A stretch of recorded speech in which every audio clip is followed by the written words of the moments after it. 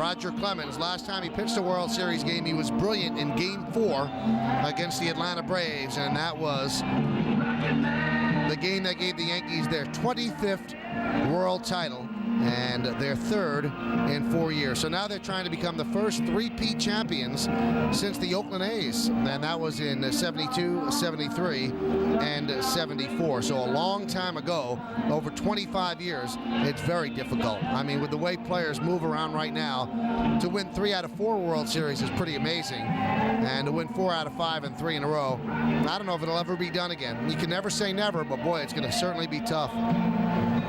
Well, this copyrighted broadcast presented by authority of the New York Yankees, it may not be reproduced or retransmitted in any form without the express written consent of the aforementioned New York Yankees. The umpires tonight, Charlie Relaford is behind the plate, Jeff Kellogg at first, Tim Welke at second, Tim McClellan is at third. He had the left field line last night. He made a great call on Todd Zeal's drive off the top of the wall.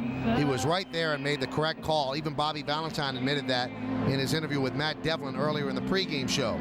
Jerry Crawford's in left field, and Ed Montague, who had the home plate assignment last night, he's the crew chief, and he is down the right field line. Now, we keep talking about how amazing the Yankees have been in terms of postseason effectiveness. Well, the Yankees have an .811 winning percentage under Joe Torre in the postseason. I mean, that's sick. They've won 30 of their last 37 games. It just doesn't happen. It just does not happen. Well, it's Game 2 of the Subway Series. The climate is cool, much cooler than yesterday, much more like October. Now, there is a strong wind blowing from left to right. The flags out in the outfield, which rim the facade, they are straight out from left to right.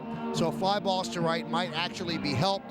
But the winds here at Yankee Stadium are somewhat of the swirling nature, so you can never really tell totally by looking at the flags, but you can have an educated guess. So you would think that the way they are blowing, that a fly ball to right would be helped out. Now, Roger Clemens is trying to win this game. The pressure is off the Yankees. You want to split the first 2 games, have a chance to really take a commanding lead. But the third batter up in this inning is Mike Piazza. And boy, you will see Piazza against Clemens and what happened during the interleague game, the beating over and over and over again. And that might actually loom larger than this game in some people's minds. So we'll see how it plays out. Obviously, you'll hear it right here, as you will hear every single pitch of this 96th World Series. Well, the crowd's ready. Timo Perez digs in. Roger Clemens is ready. We're ready. We know you're ready. And now I toss over the play-by-play duties to John Sterling, who I know is always ready. Good evening, John. I think you'd have to be ready tonight, Mike, no matter what. Well, good evening to you and everyone listening to New York Yankees baseball. Here we go, Game 2 of the 2000 World Series. Yankees and Mets, and left-hand hitting Timo Perez. A smallish lefty hitter with speed against Clemens. Pitch. Strike outside corner as thousands of flash bulbs go off all over the stadium. The Yankee Stadium Light Show. Roger Clemens comes on. Mike just alluded to the pressure when Piazza comes up. The 0-1 is high fastball. The count 1-1. Like one thing, Clemens has to pitch inside to be effective. And he can't be gun shy. You're right, John. And I don't think he will be. He's been around too long. He's 38 years old. I think he's going to pitch his game. The 1-1. Timo fouls it off. Perez had only 49 at-bats since coming up from the minor leagues to the Mets. He had 286, a homer, 3 RBIs. Derek Bell went down in Game 1 against San Francisco in the division series, and Timo Perez has become an instant star. In the playoffs, 13 for 46. No homers, 3 RBIs. Here's the 1-2. High fastball, 2-2. John, 2 of the fastballs so far to Timo Perez, 97 miles an hour. So with the extra rest, as we mentioned, and the cool nature of the night, they're all in Roger's favor. Last time out, Clemens pitched as good a game as he's ever pitched in his Hall of Fame career. A one-hitter against Seattle. Out in Seattle, he struck out 15 and walked 2. Here's the 2-2. He struck him out swinging, fastball up. So 1 away. Clemens 13 and 8, an ERA 3.70. Now, if we talk about the Seattle game, Mike, we have to talk about the 2 games against Oakland when he did not pitch well. One game he was okay, and one game he was poor. But against Seattle, that's as good as he can pitch. And the only difference, obviously, is the long rest. And maybe he was still getting drilled in the right hamstring by Brad Ausmus toward the end of the year. And Joe Torre told both me and John, maybe I should have had him skip a start. Alfonso takes a strike. Clemens' arsenal is a fastball in the mid-90s, a slider, and a splitter. His splitter is thrown very hard. And when, as he did in Seattle, all three pitches are working, he is as tough to hit as anybody. It'll be an 0-1 to Edgardo. Caught on a missed high fastball, 0-2.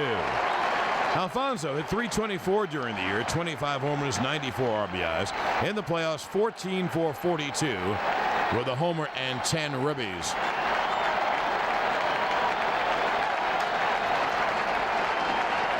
It'll be an 0-2 to Alfonso. Piazza on deck, we've just begun. 1 out, no one on. And the 0-2 is foul back. The count remains 0-2.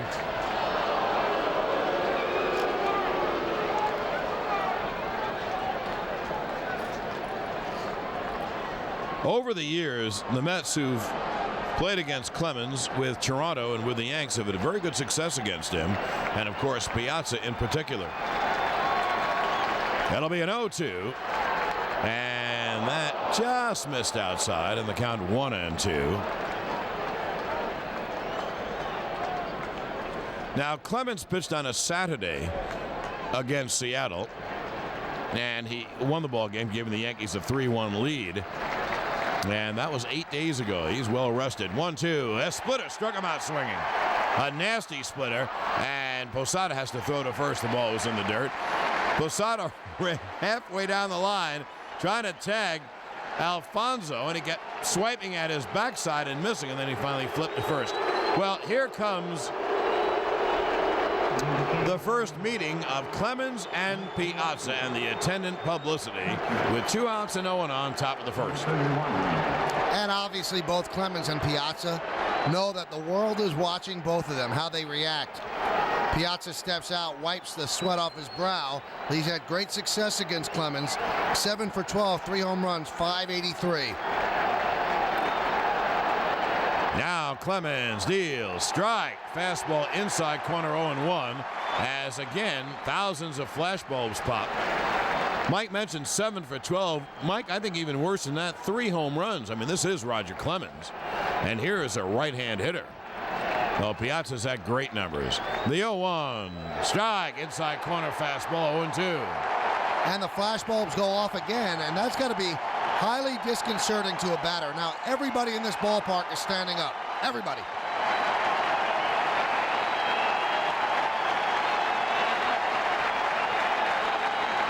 It'll be an 0-2 to Piazza from Clemens. Pitch, splitter in the dirt, and the count 1-2. Piazza during the year had another great year. He hit .324, 38 homers, 113 RBIs. In the playoffs, he's 11 for 36, 2 homers, 4 RBIs. That'll be a 1-2, 2 outs, no one on. And Clemens to the wind. Here's the 1-2. A broken back ground ball foul, first base side. The barrel of the bat went out to Clemens. Clemens fired the bat away, and Piazza walks out toward Clemens. And now the bench is empty right near the pitcher's mound. Piazza broke the bat, and half the bat went toward Clemens. That wasn't on purpose. He broke the bat. And then Clemens took and fired the bat to the sideline near the Yankee dugout, and Piazza took exception to that. I don't blame him. I mean, do you understand why Clemens did that, John? Why he threw the bat back? Well, I'm sure that it upset him to see a bat flying at him. Maybe he thought Piazza threw it. He didn't. It was a broken bat. I think that's how your nerves are. I think you're up, and a bat flies at you, take it and you fire it away. I don't think either of them did anything wrong. I think Piazza shouldn't have reacted the way he did, and you could say Clemens shouldn't have thrown the broken bat away. You know, the bat came up on a bounce and hit Clemens. I don't blame Clemens for that. I mean, it was a broken bat, came at him. I know Piazza didn't even do it. He broke the bat. Oh, maybe Piazza thought he was throwing the bat at him. I think that's what he thought. I really do think that's what he thought. I think he took and just flang it. But don't you think that's what Piazza Yes, thought? absolutely. So that's why Piazza went out there. That I buy. Okay. Now that I do buy. Absolutely. I mean, in the heat of the moment, what you're explaining what Clemens did, obviously Piazza said, hey, he's throwing his bat back at me. It just missed him. And the bat didn't miss Clemens. That came and hit him. Right. But he didn't throw it. It was a broken bat that was sheared off. Now, Piazza didn't do that wrong. He had a broken bat, and the barrel went out and hit Clemens on a bounce. What an odd thing. I don't think I've ever seen that before. So it'll be a 1-2 to Piazza. You know Clemens wants to strike him out, and you know Piazza wants to hit a home run. No love lost between those two players. It'll be a 1-2. A check swing ground ball to the right side. This guy no fields, throws to first, end of inning. So Clemens has a 1-2-3 overpowering inning. And Clemens goes and talks to the home plate umpire, Charlie Relaford. 3 up, 3 down at the end of a half inning. The Mets nothing, the Yankees coming to bat. Now here's a look at some of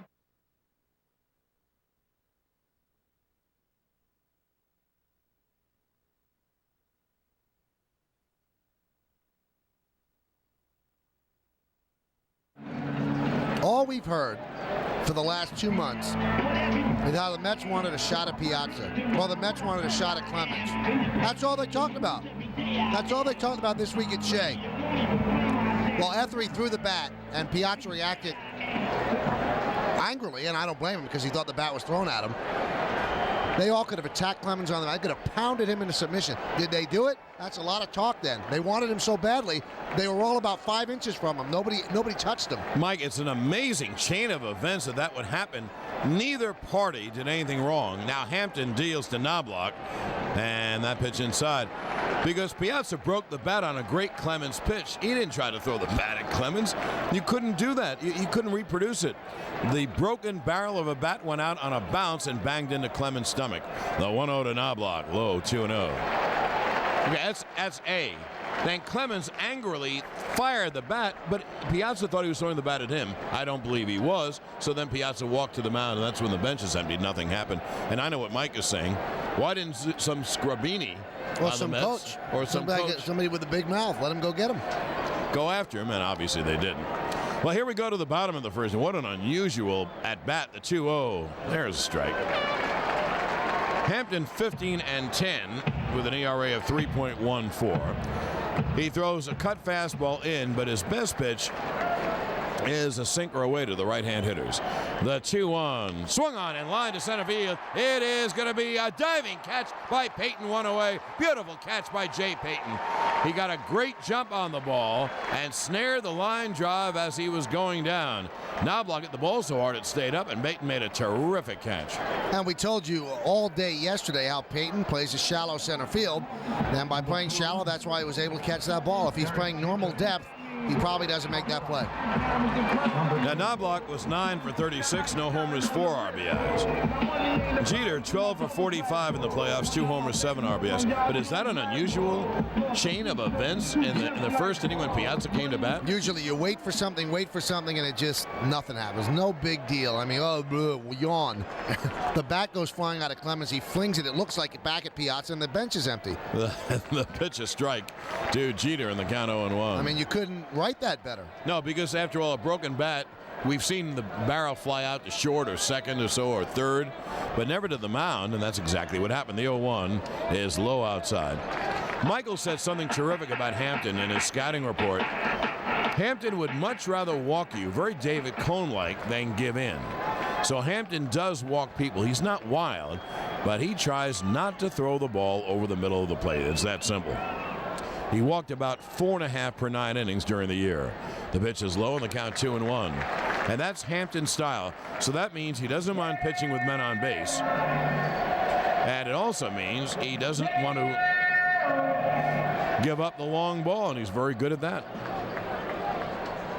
We are scoreless, bottom of the first. Jeter with a 2-1 count. Knobloch had a 2-1 count when he hit that line drive to center.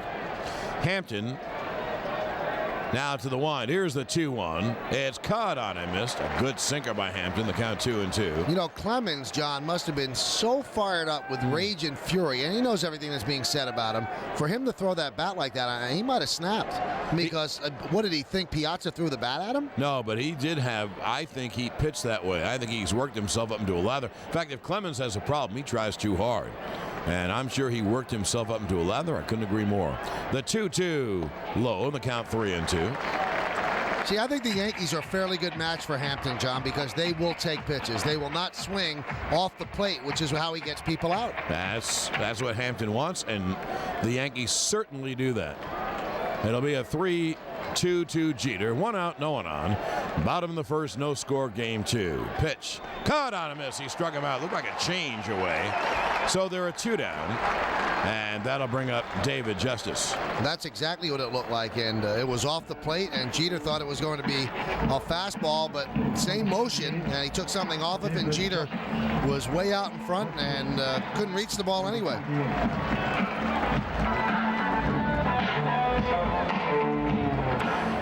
You know, Justice numbers in the postseason are so misleading. He's 11 for 49, and that is .229. But he has 3 homers, 11 RBIs, and Mike, I'd say that about every hit that Justice has gotten in the postseason has been a big hit. Yep. Last night, a 2-run double.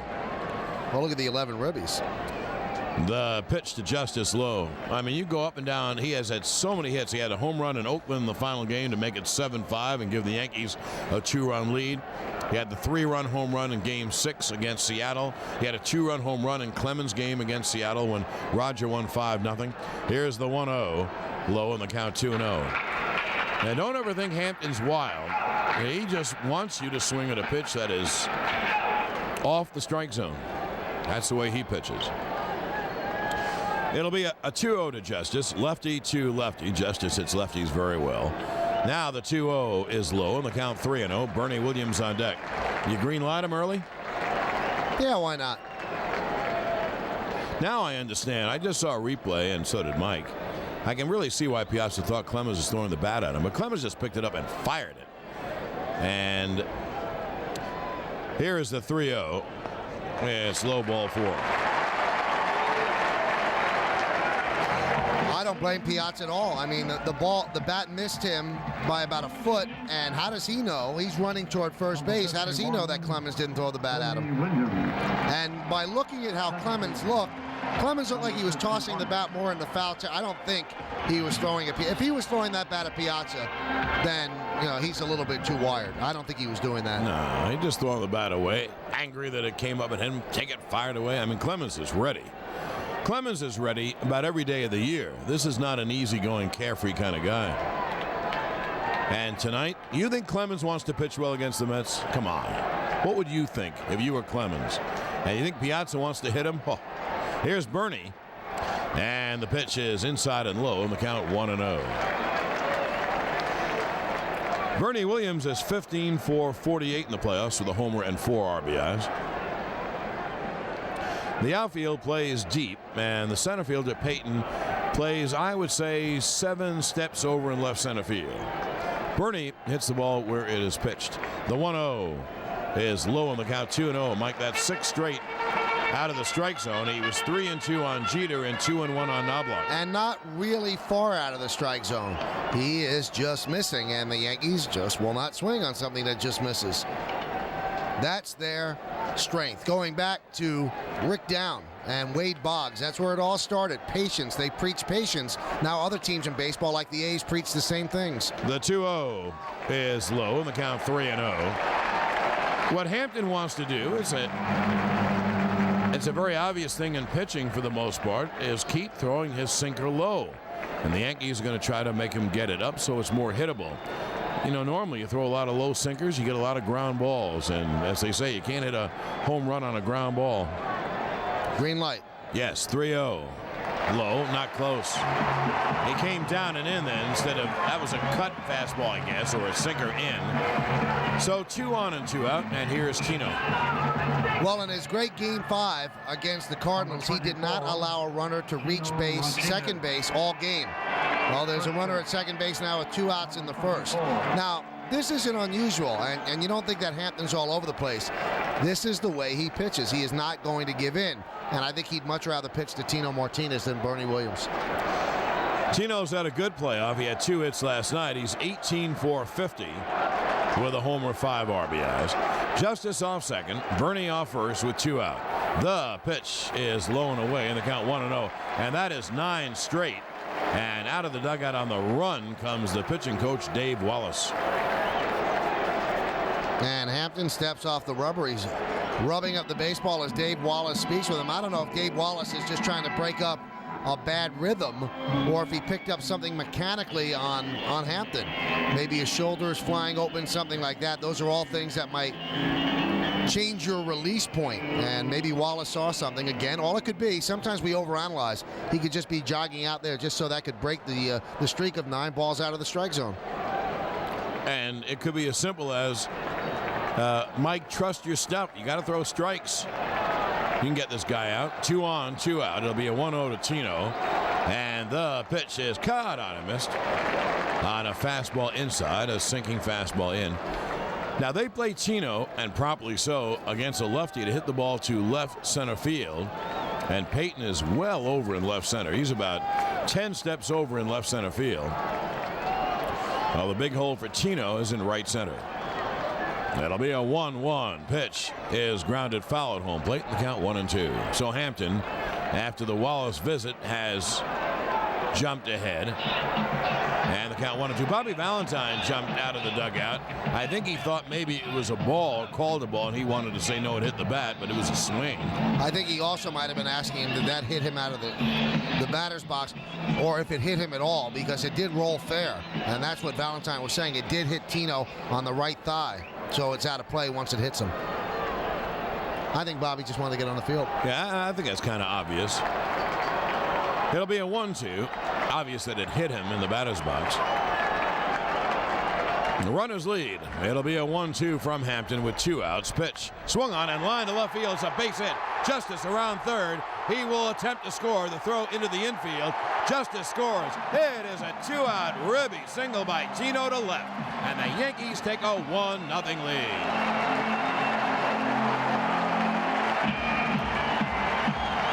Boy, the Yankees really have a good game plan against Hampton. Take pitches, take them the other way. And that's exactly what Tino did. Didn't try to pull the pitch. The pitch was on the outside part of the plate, and Tino just sliced it nicely into left field for an RBI, and the Yankees are on the board. They lead 1-0. Bernie Williams held at second. Agbayani did the right thing. He was playing deep anyway, and he had no chance to get Justice, so he threw the ball into third. So Bernie Williams at second, Tino at first, and here's Posada, and the pitch is low, and the count 1-0. I'll tell you one thing, Mike, right away, an important part of this game, Hampton has thrown a ton of pitches in this inning. Remember, he went 3-2 on Jeter, 2-1 on Knobloch, 2 walks, and now the base hit. Posada, a switch hitter, batting right. 2 on, 2 out, 1 in. The pitch is low outside, the count 2-0. And you can tell that Chris Chambliss, now what's the count? It's 1-1. Apparently the first base umpire said swing. That's Jeff Kellogg. That's exactly what he did. No, the count 1-1 on Posada. He started to go and held up. Well, actually, Kellogg didn't think he held up, so the count 1-1. But you can tell that the Yankees have told, Chris Chambliss has told his hitters, make him get the ball up. The 1-1 outside, and the count 2-1. Got to be very frustrating to Hampton, John. They will not help him out. They just won't. They have a good game plan. And you know what? You know why it works? It's not a game plan that deviates from what they usually do. That's what they do to everybody. So when they say take pitches against Hampton, it's not like they change their mindset. Absolutely. What it means is make him throw strikes. The same thing has been said in dugouts for 50 years, 70 years. Make him throw strikes. Don't help him out. The 2-1 low, and the count 3-1. And Mike, one thing, I think it's pretty easy to take these pitches unless you're a wild swinger. I don't think it's tough to take these pitches at all. Now Posada is looking at a damage pitch, 3-1. He has great power. During the year, He hit 28 home runs. In the playoffs, 8 for 41, no homers and 4 RBIs. Bernie Williams off second. Tino Martinez off first with 2 outs. The 3-1 is a strike at the knees in the count 3-2. So now Bernie will be off. Tino will be off.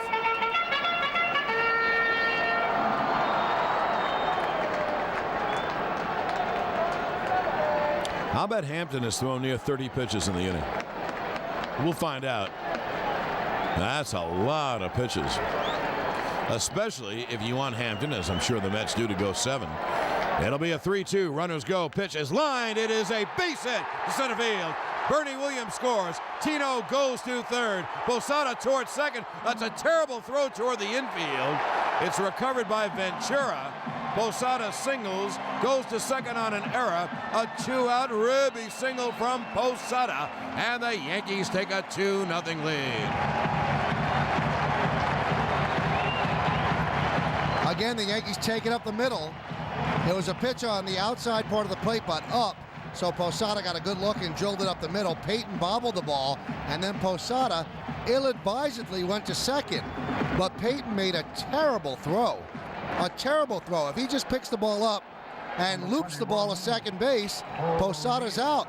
But he threw it over the head of Alfonso and of Bordick, and then Posada's in there easily. So second and third, 2 outs for Paul O'Neill. And John, if O'Neill gets a base hit right here, it's gigantic. Yeah. Mike, when Posada went to second, I thought he was out by 10 feet. He would have been. And the throw wasn't anywhere near second. It went basically, if you were trying to hit the shortstop playing between second and third, pitch is a fast strike. Now, he got that pitch up. He needed a strike, and he got it. He got that pitch up at the belt, and the count 0-1. O'Neill is 10 for 43 in the playoffs. No homers, 4 RBIs. It's a single, an RBI, and an error. Right-hander Rick White is up in the Mets bullpen. And what Mike said, a single by O'Neill, an outfield single, and the Yankees would take a 4-0 lead. It'll be an 0-1. Caught on and missed in the count, or foul tipped in the count 0-2. O'Neill was disconsolate last night, John, in the clubhouse, and Joe Torre went to talk to him after the game because of the double play that he wrapped into in the 10th inning. And Torre said to him, hey, listen, the walk that you worked against Benitez, if you don't have that at-bat, you never get the at-bat in the 10th inning, so don't blame yourself. And Torre seems to always say the right thing to players. He's right. That was a great at-bat. Don't forget there was 1 out, no one on. Now, it's easy to say now the Yankees won the game. 1 out, no one on. Bottom of the ninth, they're down 3-2. O'Neill is up, and he's behind 1-2, and he worked the walk. Martinez off third, Posada off second. It'll be an 0-2. High fastball. O'Neill just checked the swing, and the count 1-2. Now here, 2 outs, no one on. Walks to Justice and Bernie Williams. Singles by Tino and Posada. 2-0 Yanks, and on the boot by Payton in center field, Posada winds up at second base. The second baseman Alfonso plays O'Neill just on the outfield grass between first and second. The center fielder Payton plays him over in left center. The 1-2. He struck him out swinging. So Payton, or rather Hampton, strikes out O'Neill. It looked like a cut or a slider. And the Yankees settled for 2. 2 runs, 2 hits, 1 error, 2 left. At the end of 1, 2-0 Yanks.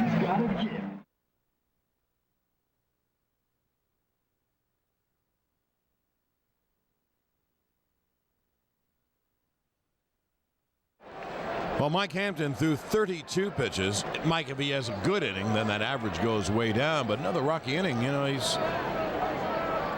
they want Hampton to go 7, I'm sure. The fact they had Rick White up in the first inning tells you how big this game is for the Mets. And Hampton just didn't have a great inning because he didn't get the calls off the plate, and the Yankees wouldn't swing the bat. Here's Ventura, left-hand hitter leading off, and the pitch is strike. The Mets don't have a lot of lefty hitting tonight. They have 3 lefties in the lineup: Timo Perez, Robin Ventura, and then down in the order, Lenny Harris. Ventura, the only power hitter of the 3. The 0-1 is tapped right back to Clemens. He flips the first one away. Well, the Yankees radio network salutes our MVP kid of the day, Matthew Memock of Somerville, New Jersey, at Hackensack University Medical Center, a New Jersey State designated children's hospital. The first baseman, Todd Zeal. Ventura in the playoffs, 5 for 33, a homer, 7 RBIs. Here's Zeile, who hit the near home run last night and went off the top of the wall. Zeile in the playoffs, 10 for 38, a homer, 8 RBIs. And during the regular year, hit .268, 22 homers, 79 RBIs. He has faced Clemens many times. And Rocket deals, and there's a strike. In fact, they met in Game 3 of the American League Division Series last year when Clemens beat Texas 3-0, and the Yankees advanced to the ALCS. The 0-1 is fouled away. First base side. Mike, when Clemens doesn't pitch well, he doesn't throw strikes. He's not ahead. And tonight, early on, he is ahead. And throwing the ball very hard, 96 and 97 on the gun. Well, you never know what that start in Seattle did for him, because he was overpowering. As good as a guy could pitch that night. He gave up 1 hit, 2 walks, and struck out 15. The 0-2 outside, and the count 1-2. And he used all of his pitches, fastball, slider, and splitter. And he's been given a 2-0 lead. 1 out, no one on top of the second, with right-hand hitting Benny Agbayani next.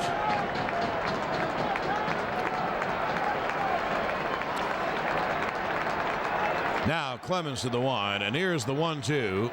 It's low inside. He threw a slider then, and the count 2-2. You know, when you're growing up in the neighborhood and there's one kid that you think is nuts, you think he's crazy, but you're not sure. And then there's a test that comes along, and he shows you he's nuts. You really become afraid of the guy.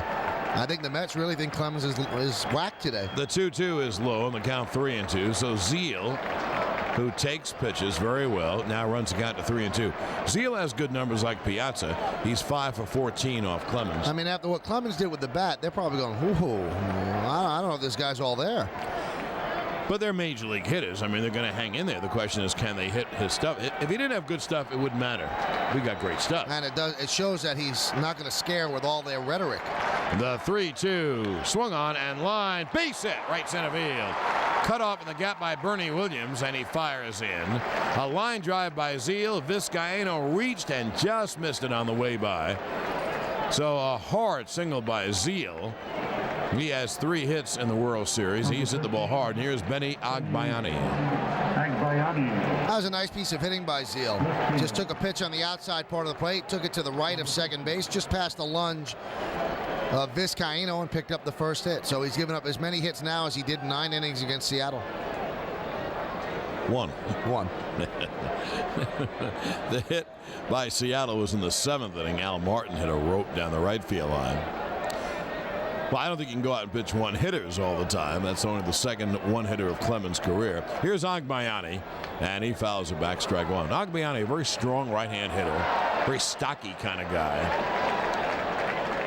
is 13 for 37 in the playoffs with a homer, 4 RBIs. He had 2 hits last night. And during the year, hit .289 with 15 homers and 60 RBIs. 2-0 Yankees. We're in the top of the second inning. Zeile off first with 1 out. So 1 on, 1 out. Left-hand hitting Lenny Harris is on deck. And Clemens deals low. A slider low on the count, 1-1.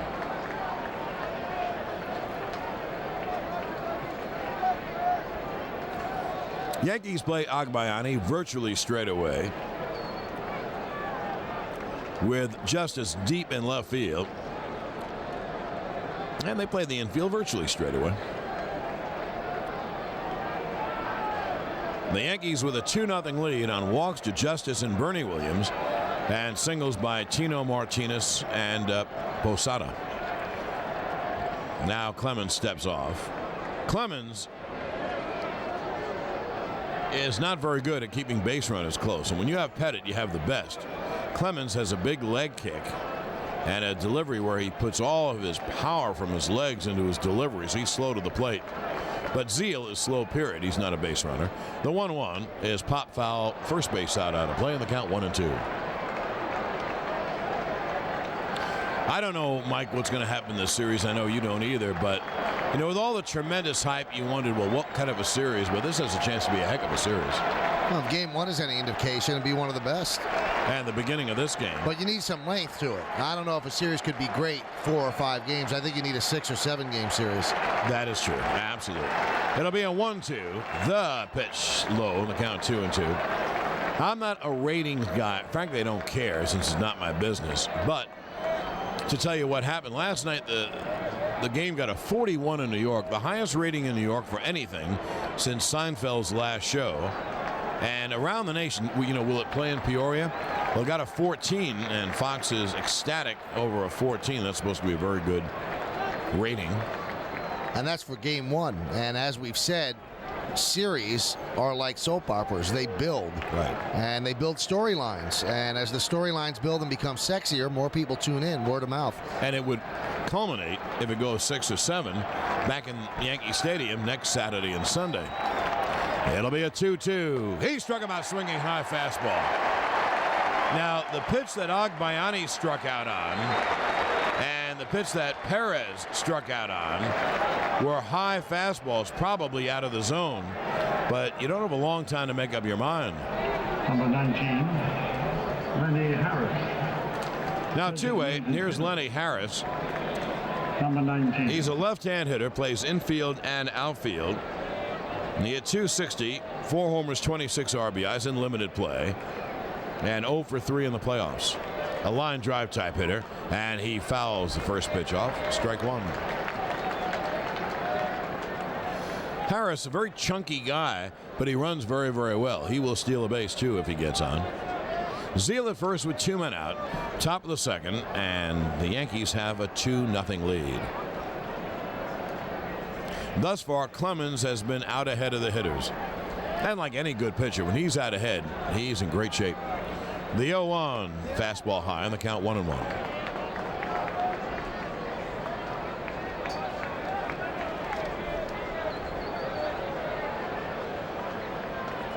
Harris, lifetime, is 0-4-6 against Clemens. And Bobby Valentine had a lot of choices for DH. It'll be a 1-1.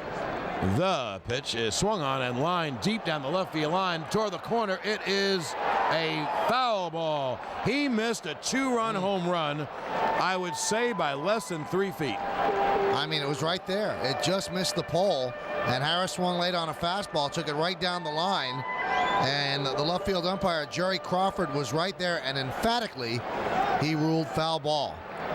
And that just missed the big yellow foul pole. I'd say by the length or the width of a person. Well, that's why if you throw a ball fast and away, up, a hitter can hit it the opposite way with power. Clemens throws so hard, and that's what Harris did. That's a good job of hitting. The 1-2. He struck him out swinging splitter. No runs, 1 hit, 1 left. 4 strikeouts for Clemens at the end of an inning and a half. It's 2-0 Yanks.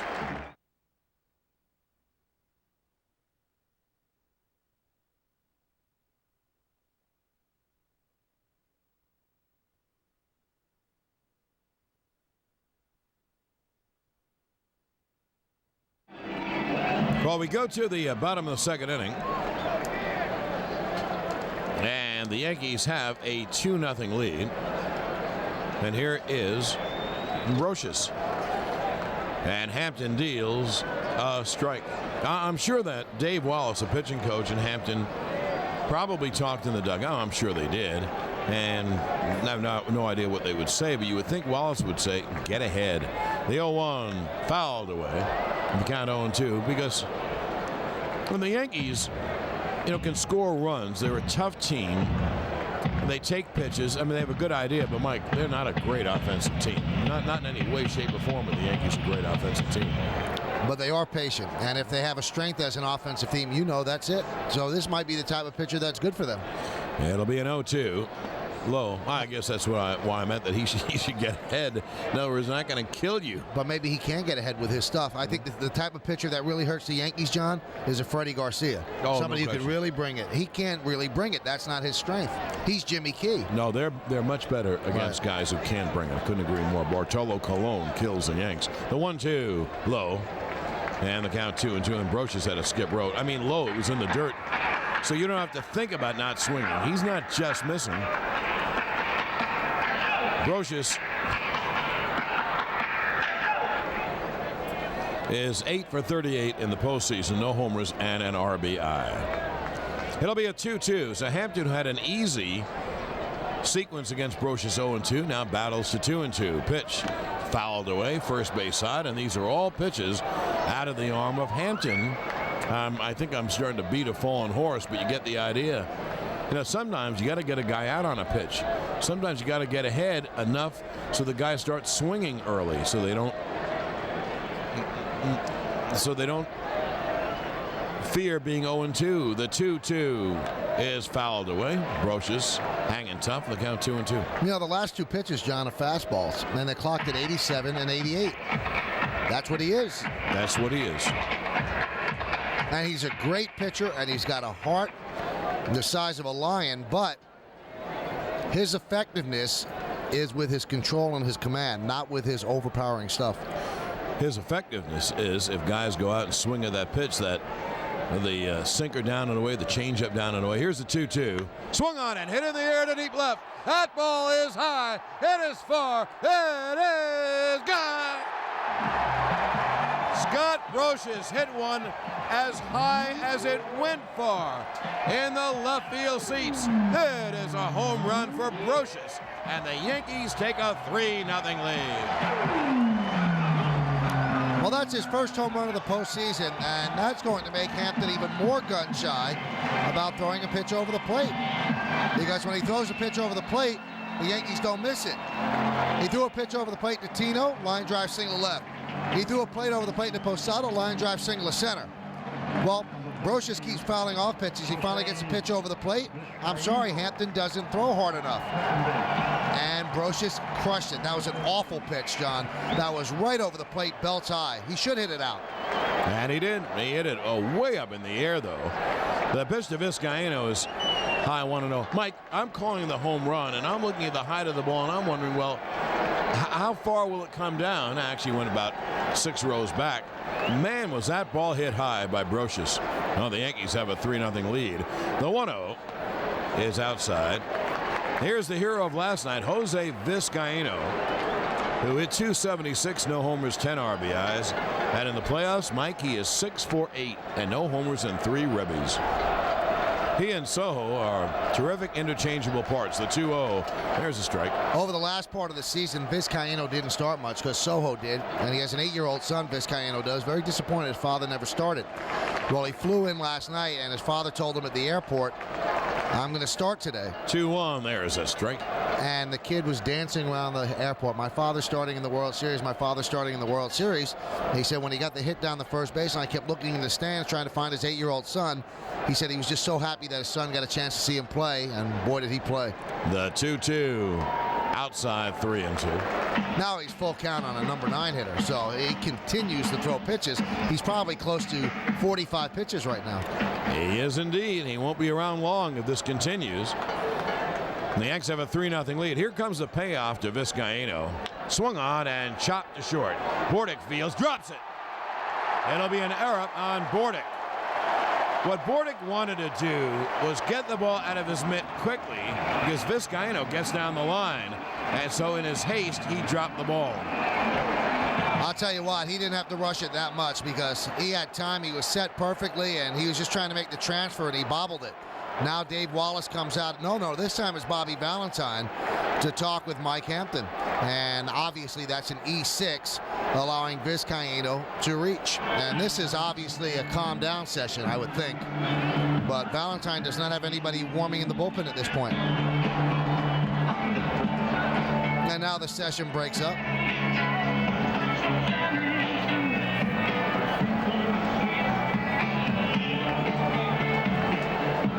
Well, let's see if the Yankees take advantage of that error.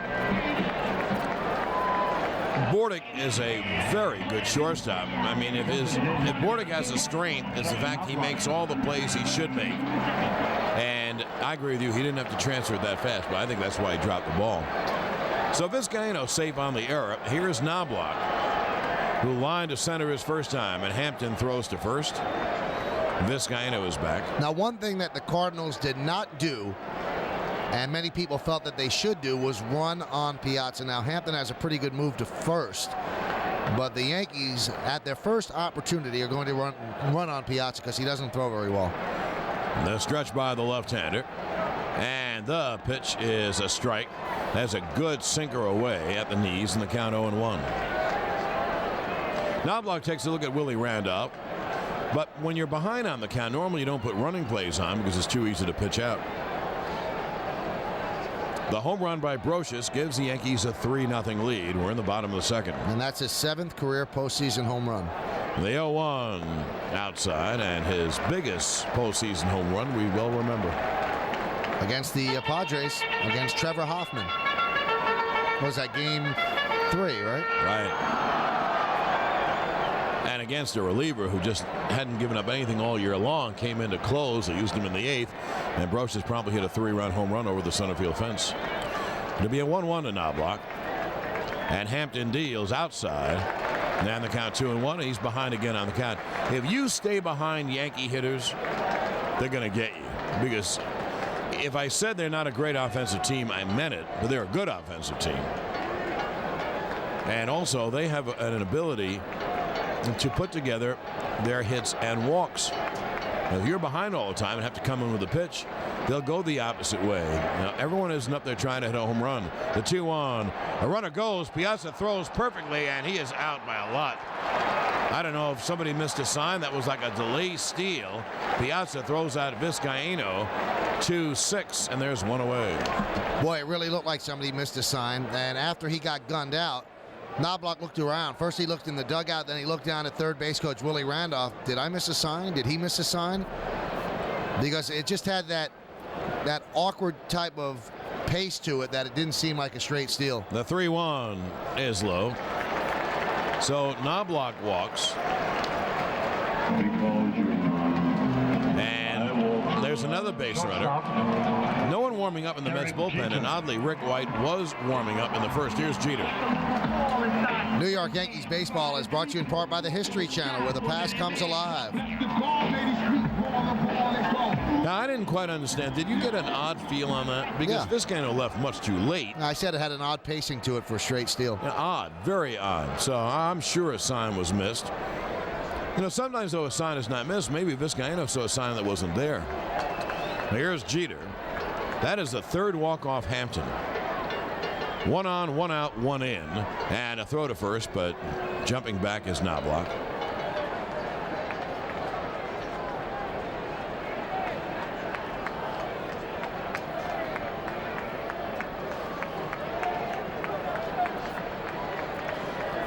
The big hole for Jeter is in right center. Payton plays well over in left center for Derek.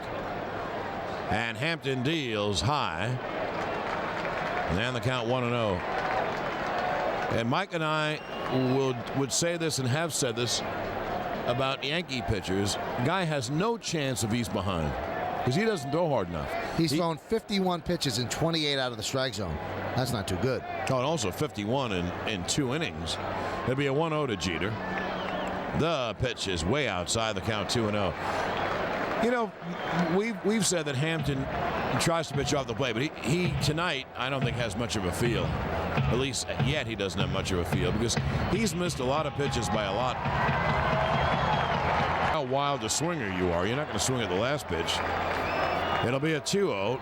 And the pitch is swung on in line. Base hit, right center field, toward the gap. It is booted by Perez. On to second goes Jeter. The throw is not in time. Knobloch's coming home. The throw is in time. Knobloch is out. And the Yankees are running the bases like drunks. So Jeter goes to second. They could have had second and third, 1 out, and Justice up. And Knobloch ran himself into an out. I don't get it. Now, I have no idea. You know, the Yankees could have put the Mets away probably in this inning. Anyway, there are 2 outs, a runner at second, Jeter, and here's David Justice. Well, he was out by plenty. That's ridiculous. I mean, I got to be honest, I don't remember seeing Willie waving or not. I didn't get a good fixation on what Willie was doing, but I can't believe Willie would wave him home on that. That's a single, an E9, and then Knobloch for some reason tried to take it home. You're right, John. They could be putting the Mets away. Hampton got 2 outs as gifts. So a runner at second, Jeter. Why Knobloch did that, I don't know. The pitch is low. The relay throw home was a very good throw right to Piazza, and Knobloch didn't have a chance. Who made that throw? The relay? I think it was Bordick, but I'd like you to check on that. That was a terrible base running play. Vizcaino thing we believe that a sign was missed or a sign was seen that wasn't there. The 1-0 cut on it, missed on a breaking ball down and away, and that was ball 2, but Justice went after it, and the count 1-1. 9-4-2. So it was Alfonso who made the throw, and he made a very good throw. Timo Perez booted the ball. That allowed Jeter to go to second. So the Mets have 3 errors in the game. And the Yankees have a 3-0 lead. But, let's face it, it could have been 4-0 or 5-0 at this point if the Yankees had just stayed on the base paths. The 1-1 hit on the ground toward the hole, and a diving stop. Alfonso throws to first in time. He saved a hit and a run. Beautiful play by Alfonso to rob Justice of a hit. 1 run, 2 hits, 2 errors, and 1 man left on. Now at the end of 2 innings of play, 3-0 Yanks.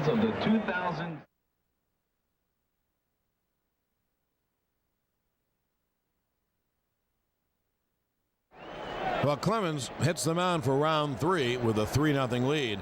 Well, last night the Mets had the base running gaffes, and tonight the Yankees, especially the Knobloch. Here's Jay Payton, and the pitch is a strike. Because if he stays at third base, there's second and third and 1 out, Justice up. And that ground ball, even on the great play by Alfonso, makes it at least 4-0, and Bernie is up. So, the Yankees erred mightily on the base pass. Jay Payton is a right-hand hitter, and Clemens 0-1 fastball high. And Payton hit .291 in the regular season, 17 homers, 62 RBIs. In the playoffs, he's 7-for-41 with a homer, 7 RBIs. It'll be Payton, Bordick, and Timo Perez, 8, 9, and 1 here in the third. The pitch caught on, missed. And the count 1-2. Well, Clemens has nasty stuff tonight, very much like the game in Seattle. Boy, if they lose this game, the Yankees, they will rue that second inning. Will they ever? They'll look back and go, shoulda, woulda, coulda. Can't get those back, though. The Vizcaino thing obviously was a missed something or seen something. The 1-2 is grounded foul. I have no idea why Knobloch came home. And that really turned the inning around because he's at third, Jeter's at second, and there's 1 out. And then Justice hits that ball. And even if you say, well, how do you know Justice would have had the same pitch or whatever? Well, I don't. He probably would hit the ball somewhere, though. Going to be a 1-2 from Clemens to Payton. The pitch is low. And the count 2-2. Hey, by the way, the single by Jeter, John, gives an 11-game World Series hitting streak. The last time he didn't hit in a World Series game was Game 5 in '96. And that was the 1-0 Pettit game in Atlanta that gave the Yankees the 3-2 lead. No one hit much that night. It'll be a 2-2. Fly ball fouled on the right field line. Somebody got on. I'm not sure if it was Charlie Hayes or Mariano Duncan early in the game, and then Cecil Fielder ripped a double, 1 hop off the left field wall in the old Atlanta ballpark. The run scored, and that was the only run of the game.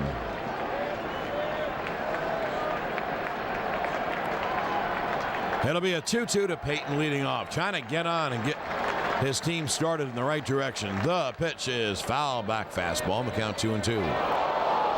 Tonight's Beck's customer of the game is the Wicked Monk in New York City, brought to you by Beck's, a beer apart.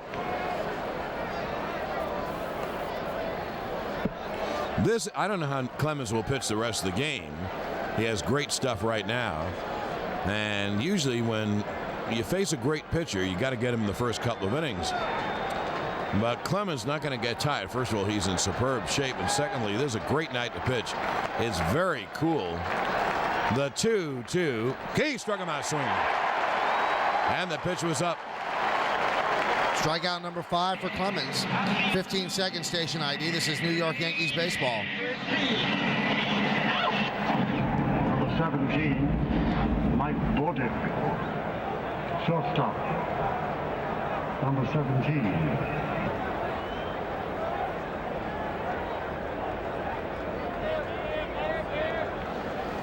John Sterling, Michael Kay, Yankee Stadium Game 2, top of the third, 3-0 Yanks. Clemens to Mike Bordick, pop foul straight back. And the count 0-1. Well, it's time for the Yankee Injury Report, which is brought to you by Group Health Incorporated, GHI, and their network of over 56,000 providers and hospitals. And no one's really hurt. Ramiro Mendoza is back with the team. He was in the clubhouse yesterday at arthroscopic shoulder surgery, and they say he'll be ready for spring training. The 0-1 low. Alan Watson's with the team. He had arthroscopic shoulder surgery as well. Shane Spencer is not with the team. He is rehabbing his knee, which has been surgically repaired. And the same thing with Roberto Kelly. He had right elbow surgery, and those are the hurts on the Yankees. That'll be a 1-1. Bordick swings and misses. Bordick is a right-hand hitter, and he has spent his career in the American League with Oakland and Baltimore. Lifetime 11 for 45 off the rocket. 1 out, no one on. Clemens has given up one single, a hard line drive single by Zeal. He's not walked a batter, and he has struck out 5. And he has a 3-0 lead. The 1-2 swung on and popped up to shallow left. Jeter backpedaling makes the catch, and they're a 2-way. He just seems overpowering right now. And, occasionally he will have a bad inning. But he didn't have a bad inning in Seattle. Everybody waited for him to have it. What I've noticed, John, is that his splitter is 88 to 90. Now, when his splitter is that fast, you can imagine how his fastball is. And his slider is right around the same velocity. So that's why he was so unhittable in Seattle, because he had 3 pitches working. Every one of them he could throw for an out. Clemens has thrown a strike to every batter he has faced tonight. And that's when Clemens is at his best. The pitch to Timo Perez foul back. That's 10 straight, because then he's ahead, and his stuff is so good. You can say, well, I think he's going to throw me a fastball. Well, okay, please go ahead and hit it. But you don't know it's going to be a fastball. It could be the splitter or slider. Now, when he's behind 2-1, 2-0, then you have a better chance to hit that fastball. It'll be an 0-1 to the left-hand hitter. It's grounded to first. Tino Fields steps on the bag, end of inning. So a 1-2-3 for the Rocket. The end of 2.5, 3-0 Yanks.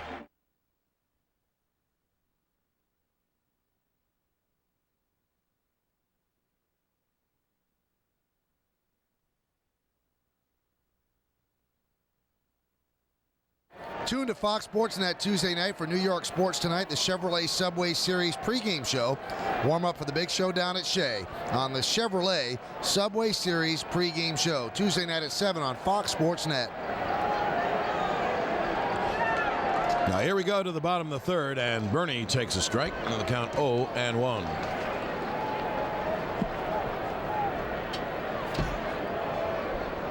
Bernie Williams walked his first time. That helped lead to 2 Yankee runs in the first. 2 walks, 2 singles with 2 outs, and Brocious homered in the second. Here's the 0-1. Inside a high fastball, and the count 1-1. It'll be Bernie Williams, Tino Martinez, and Jorge Posada. 4, 5, and 6 for the Yanks. Righty, lefty, righty.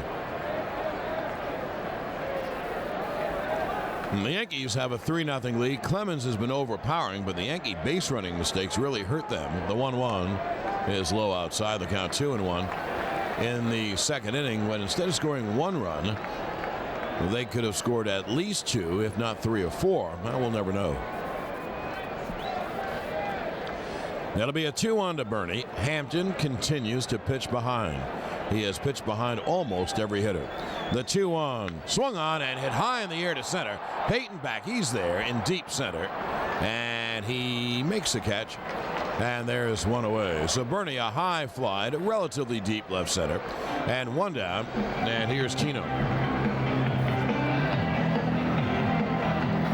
First baseman. One thing about Hampton, he has a mindset, John, where he's not going to bag it. He's not going to give up and feel sorry for himself and say, gee, I'm not pitching well. And, maybe just isn't my day. He's not that type of pitcher. He'll keep firing until he's out of bullets.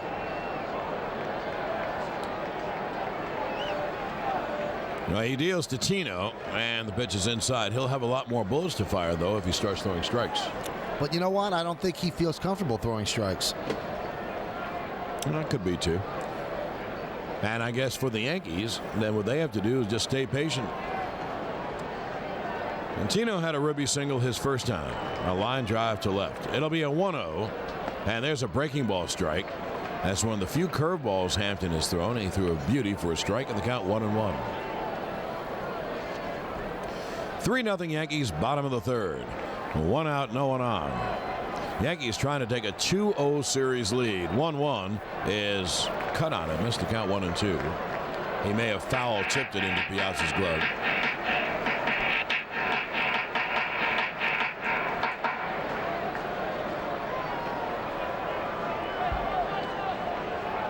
During the year, Hampton, in 218 innings, gave up 194 hits, so 24 less hits than innings pitched. The 1-2 is low.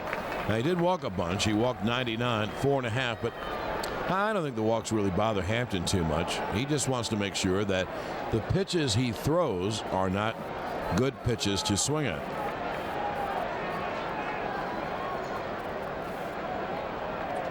And that'll be a 2-2. Swung on, hit on the ground, right to Alfonso at second, and Fonzie throws out Tino 2 away.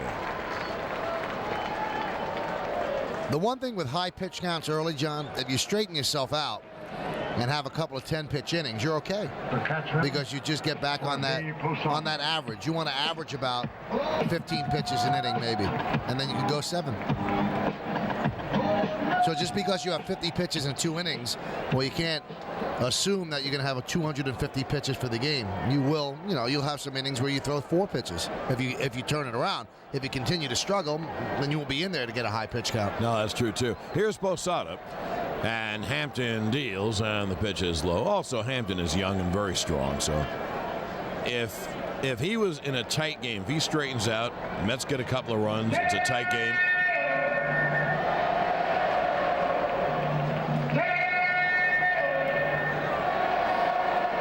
And he, on this cool night, can certainly go 7. I mean, he's not going to run out of gas.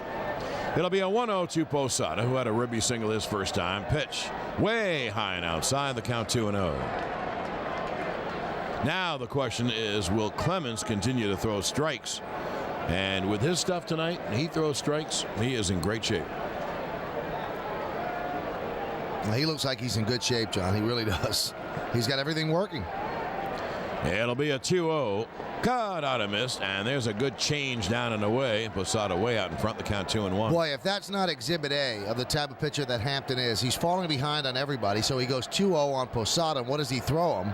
He throws him a changeup. That's the type of pitcher he is. He's not going to throw a fastball on 2-0 right across the middle of the plate, because if he does, he's going to get hit. He knows that. He has to get that change over. He has to get that 2-seamer away over. He can't throw it over the dish. The pitch to Posada low inside, the count 3-1. A left-hand hitter's on deck, Paul O'Neill.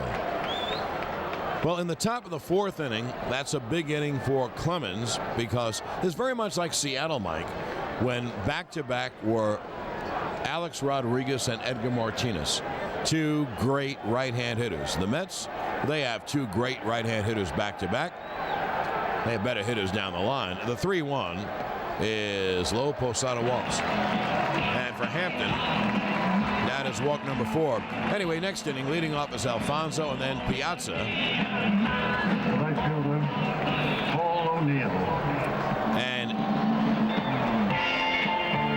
then when you finish with them, if they're not doing damage to you, then you don't see them for a couple more innings. The only thing about the Mets, they're a much better hitting team than Seattle. I mean, after A-Rod and Edgar, well, you have John Olerud, and he compares certainly with Ventura, but they don't have Zeal and Agbayani. Yeah, their lineup's a lot shorter. It's a completely different lineup than they used to have when Buhner was younger and Griffey was in Seattle, not Cincinnati. The pitch to O'Neill is chopped up the middle. It's through to center field, up base hit. Posada holds it second. So O'Neill chops a single straight over the middle. And now Hampton has the pitch out of trouble again with 2 on and 2 out. And here is Brochus, who homered his first time. Well, that's the base hit you wanted in the first inning to knock Hampton out of the game. That's when O'Neill struck out with runners on second and third, but he picks up a base hit right there and passes the baton to Brochus, who homered on a 2-2 pitch in the second inning. Again, that was his 7th postseason home run. And he's really had Great numbers World Series-wise, John. Now he's 16 for 37 in the World Series. Well, that's something on the world's biggest stage when you face really the best pitching. Brosius, a right-hand hitter. The pitch is a strike, and the count 0-1. That was a very good pitch to hit, and Brosius let it go by. It was a fastball, mid-in, and about the belt. Alfonso, the second baseman, plays Brosius almost up the middle. So there's a big hole on the right side. Posada off second, O'Neill off first. And the 0-1, it's grounded foul outside of third.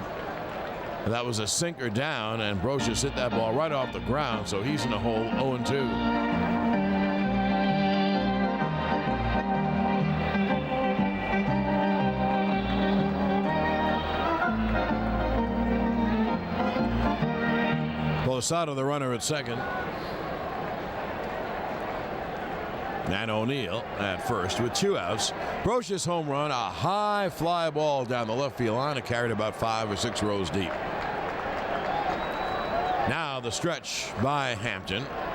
And the 0-2 way outside. See, now that waste pitch, Mike, he's not going to swing at that. No one would. And that's what Joe Torre calls a wasted pitch. A wasted pitch, right. You want the pitch to be just off the plate and let Brosius dive. You want to seduce him. That's not seducing him. And swing at a terrible pitch. Well, that pitch was way off the plate, so Brosius didn't have to worry.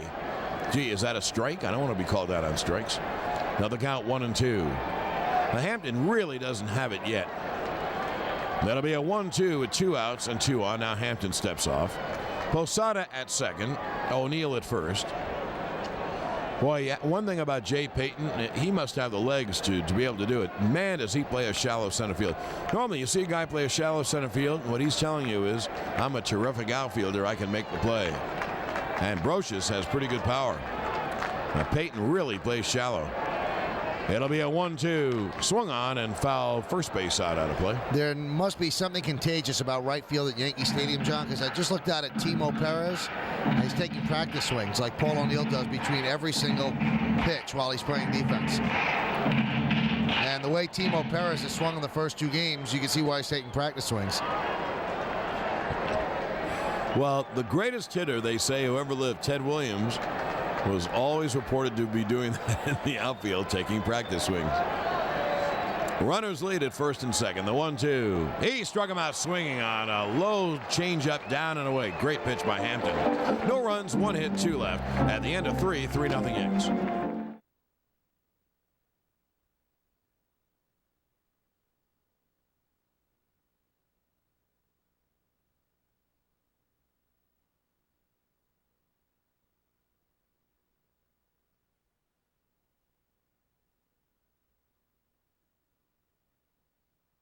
Three 5-0 Yankees, 0-1-3 for the Mets.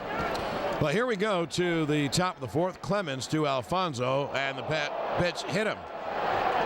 It went back to the screen, but it must have ticked the shirt, and so the Mets get a very good start. Clemens fired a fastball, and it must have hit the...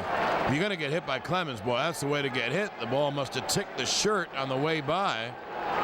Now on the left sleeve, ticked the shirt. And went right back to the screens. Here's Piazza with a runner at first and no one out. And the Mets get the leadoff man on. And here comes the Clemens Piazza renewal.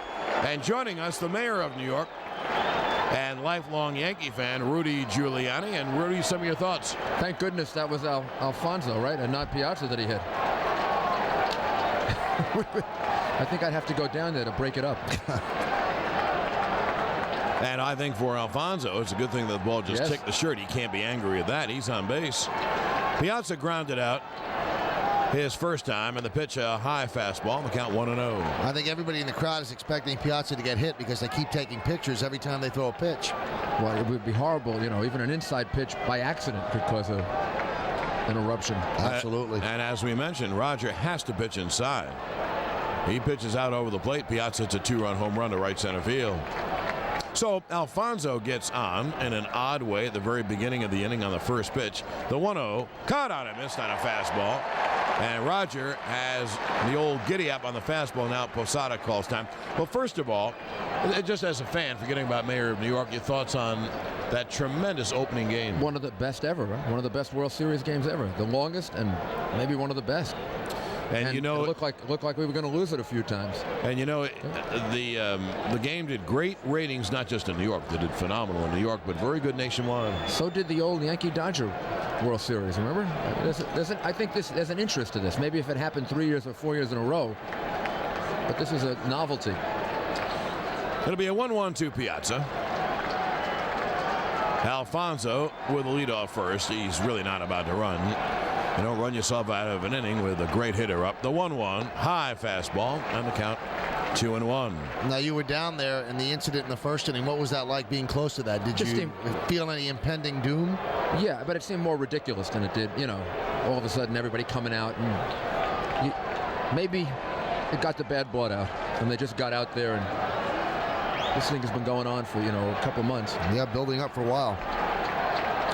It'll be a 2-1 to Piazza. Alfonso leads, and Roger Deal swung on, pop foul, first base side out of play, and the count 2-2. You know, one thing that Joe Torre told you, John, it's amazing how, I mean, the television stations seem to be having a feeding frenzy on this. Fox is showing every at-bat that Piazza ever had against Clemens, and they've shown him getting hit in the head 100 times. ESPN did. It's amazing. Joe is very angry at ESPN, and I'll tell that story in a moment. Right now, the crowd is standing. Clemens 2-2. Mets trying to get back in the game, and they have Ventura and Zeal to follow. So this is the Mets' first really good opportunity. Alfonso just happened to get chicked on the shirt on an inside fastball, and he's at first. It'll be a 2-2. And Clemens set. He deals high inside the count, 3-2. So a full count pitch. I would doubt Alfonso goes. You know, Clemens is a strikeout pitcher. He's already struck out 5. But I don't think so. Let's see. I wonder if Clemens is now in Piazza's head.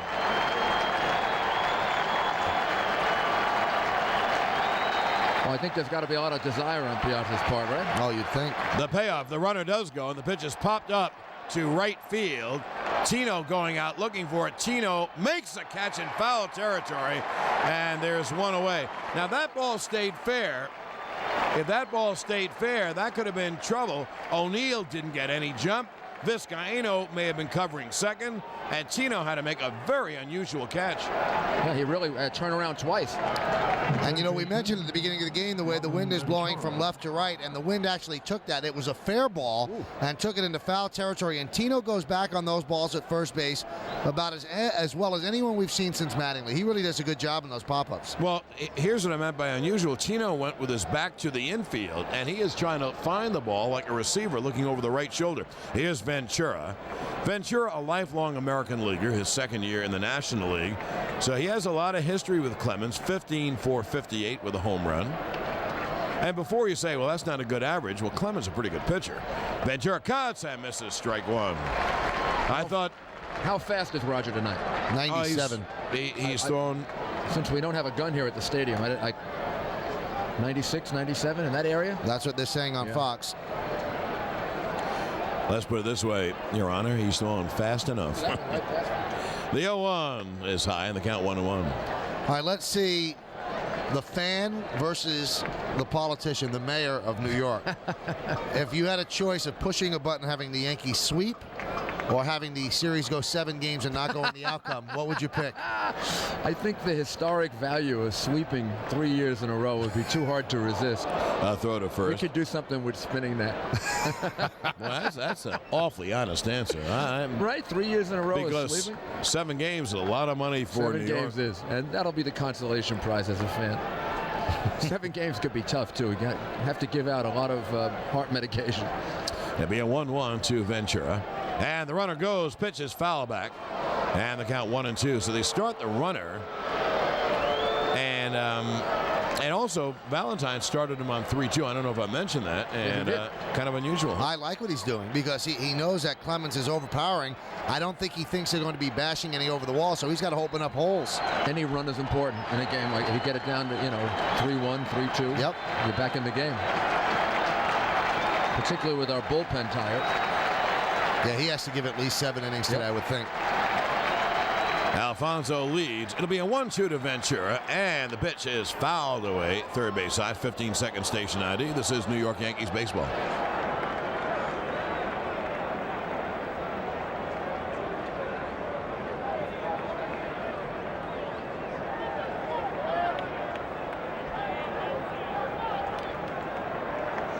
John Sterling, Michael Kay, and the mayor of New York City, Rudy Giuliani, here in the booth in the top of the fourth. Yanks lead 3-0, 1 on, 1 out. It'll be a 1-2 to Ventura. He struck him out swinging splitter, and that strikeout number 6. And Clemens has that Seattle stuff.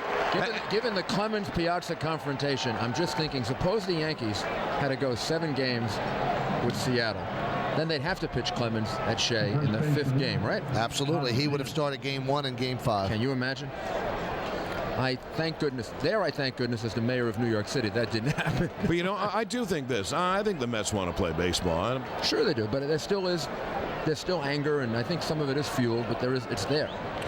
Well, two-way here is Zeal. Well, question about that. The pitch is hit on the ground to short. Jeter flips to second for the force. That'll do it. That question awaits at Shea Stadium. I see you at Shea Stadium, guys. On Tuesday. All right. Okay. Thank you, sir. Great series. No runs, no hits, 1 left at the end of 3.5, 3-0 Yanks.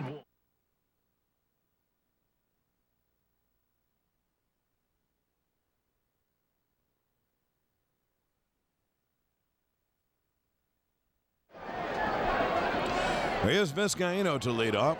And Hampton deals and a bunt attempt, and the ball is, I think it was hit, but it dropped foul behind home plate. Anyway, it's a strike as he offered at it, and the count 0-1. Vizcaino reached on a Bordick error his first time. The Mets have made 3 errors, but the Yankees ran themselves out of a big inning in the second inning, so the Yanks have a 3-0 lead. It'll be Vizcaino, then the top of the order, Knobloch and Jeter. The 0-1 is outside. Mike, I thought that was a pretty good inning for Clemens because he could have been unnerved brushing the shirt of Alfonso and giving up kind of a cheap base, and then the 3 best hitters on the Mets are there. And also Alfonso getting hit followed by Piazza. And, you know, there's a little added drama there, so he negotiated himself through the inning nicely. The 1-1 is hit on the ground toward the shortstop hole. Bordick fields, snaps the throw to first. It is in time. 1 away. Vizcaino made a lunge, and Bordick made a very nice throw heading toward third. So 1 away, and here's Knobloch. And that was a tougher play than the one he booted on Vizcaino. That was in the second inning, and that was just a chopper slightly to his right. This one he had a charge and really fire on the run. Did a nice job. Hey, wrap up a Rolex for someone you love. Your friends at William Barthman Jewelers, your official Rolex jeweler, remind you that an elegant Rolex timepiece makes a perfect gift for that special someone. Here is Knobloch, and the first pitch is high and away, 1-0. Knobloch line to center. Peyton made a very nice play, catching the line drive, robbing him of a hit, and then Knobloch drew a walk. And then he ran the Yankees out of a run later on in the inning. It'll be a 1-0. And the pitch is hit high in the air to center, not deep. Peyton in center now comes in. Maybe the wind grabs it. He makes the catch, and they're 2-away. Well, we wondered how much effect the wind would have, and we could see that it is having an effect. The pop-up that Tino caught down the right field line, and that one right there to Peyton, he had to keep coming in because the ball kept getting blown in from left field. So it is having an effect, especially on high pop-ups. Now 2-away. Jeter ripped a single to right center. Knobloch raced to third. Timo Perez booted the ball, and Jeter went to second and got there easily. And then, for whatever reason, Knobloch tried to come home, and he was easily gunned out. That was back in the second. The pitch, Jeter takes outside, and the count 1-0. Well, the Yankees have a 3-0 lead, and Clemens right now is sailing smoothly as we head toward the 5th. Bottom of the 4th, 2 outs, no one on. Jeter struck out and singled to right. The 1-0 is low on the count, 2-0. Hampton has not had a 1-2-3. He gets Jeter. He finally gets a 1-2-3.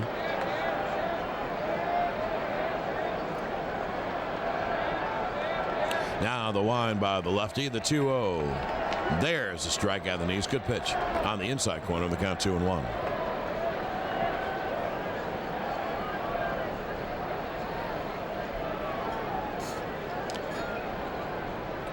Now the lefty to the wind. Here's the 2-1. It's a strike, same spot. Under the hands on the inside corner, 2-2. As Hampton coming into the right-hand hitters. And those are the type of pitches he has to get. He has to get those calls and has to make that pitch. And that really sets up his stuff away. Once you get jammed, it really sets up the stuff that his best pitch, a sinker away. Here's the 2-2. Hit on the ground to third. Ventura fields, throws across in time, and Hampton has a 1-2-3. We have played 4 innings at Yankee Stadium in Game 2, and the Yanks have a 3-0 lead.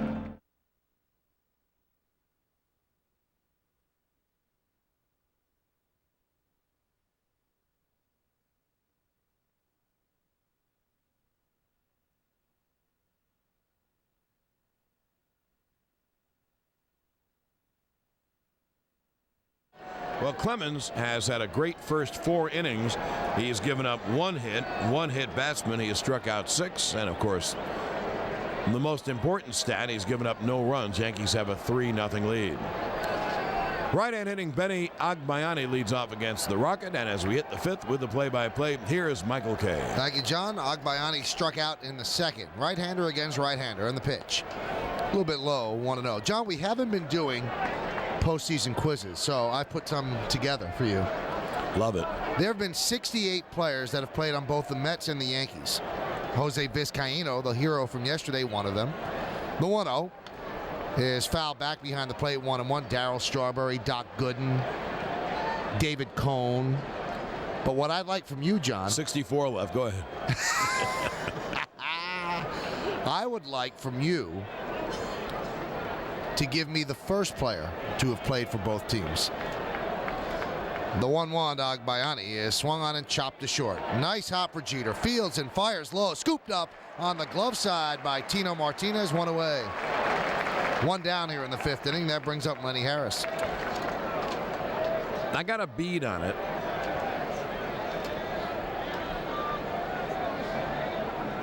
I want to give you about 5 answers. Lenny Harris. I'll give you 2 guesses. Okay. All right. Harris struck out in the 2nd inning. Clemens has 6 strikeouts over 4 1/3. I'll give you 2. I'll give you 2 off the top of my head if I'm wrong. Okay. I could name a lot, obviously. And the pitch. Fastball up and away, 1-0. I'll give you an old player and at that point a very young player. The older player was Gene Woodling. Nope. And the younger player was a fellow named Duke Carmel. Nope. And the 1-0. Swung on and foul tipped into the glove of Posada, 1-1. Was it Marvelous Marv? Yes, it was. Oh, my goodness gracious. Yes, it was. He was a Yankee for a short time in the late 50s and then went back to the minors and then resurfaced and, I mean, was a player ever more popular for the wrong reasons than Marvelous Marv Throneberry. The 1-1. Low, 2-1, and he was supposedly a pretty good player with the Yankees. He played with them, I think, from 55 to 59, and then was on the opening Mets. Well, he was a home run hitter. You know, he kind of backed up Skowron at first. Didn't play a lot, but he could hit the ball out. 3-0 Yankees over the Mets, top of the 5th inning. The 2-1 to Harris. Swung on a miss, blowing it right by him. A 96-mile-an-hour fastball, 2-2. And Throneberry had an older brother who played with the Red Sox, a fellow named Fay Throneberry. That's right. Very good. Clemens looking for strikeout number 7. He's allowed just 1 hit to the Mets, a clean single by Todd Zeile to right center with 1 out in the 2nd. The 2-2. Check swing, foul back, still 2-2. Pitch right in on the hands. John, I have another quiz. I figure. By the way, with Woodling, Carmel, and Marvelous Marv, we're down to just 61. Want to go for it? Well, can you give me the... I'll tell you what we'll do. In March, we'll do that. Okay. Give me the first alphabetically. I mean, someone who would be AA. Right. I hope he's not AA. No.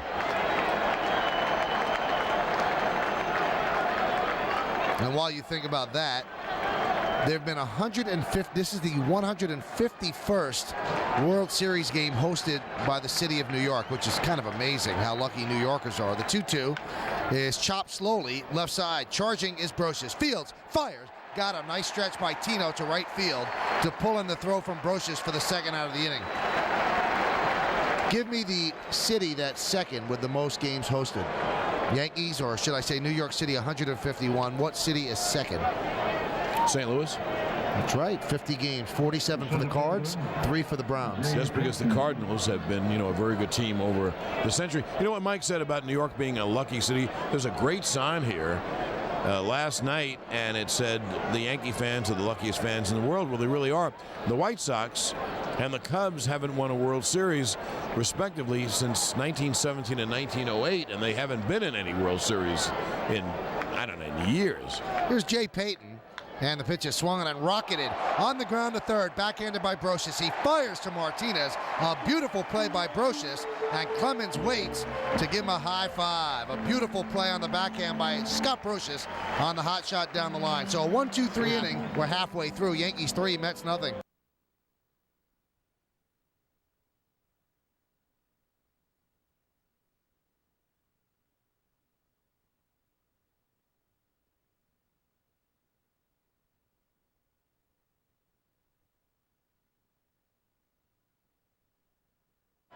Well, Brocious, a couple of very good plays last inning, and the Yankees now go to the bottom of the fifth, still with their 3-0 lead. Michael? Here's David Justice leading off, and the first pitch is low, 1-0. And by the way, the first alphabetically in the list of 68 between the Yankees and the Mets.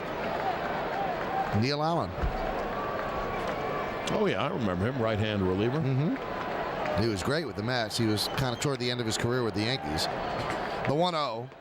There's a strike right down the middle, 1-1. I think they traded Neil Allen, the Mets did, for Keith Hernandez, which was a heck of a deal. Yeah, St. Louis wanted, for whatever reason, to get rid of Hernandez, and boy, did that ever help the Mets.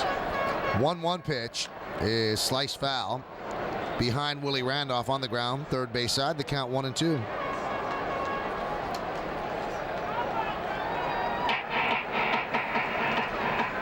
Justice walked and scored in the first inning. It all happened with 2 outs in the first inning when the Yankees got 2 runs. A walk to Justice, a walk to Williams, an RBI single to left from Tino, and an RBI single to center field by Jorge Posada. Gave the Yankees a 2-0 lead. Brocious, a home run in the second, and that's where we stand. The 1-2 is low and away. Count levels at 2-2. 3-5-0 Yankees, 0-1-3 Mets. And the way the game has broken down and what seems like total dominance by the Yankees, John, wouldn't you agree that the Mets aren't in that bad a shape? No, because they're only down by 3 runs. And it could be more. And they got 3 runs in the 7th last night. The 2-2. Low, scooped up by Piazza, and a new ball is given to Piazza by Charlie Relaford. The count again full at 3-2. Every Yankee seems to have worked the count to at least 3 balls against Mike Hampton.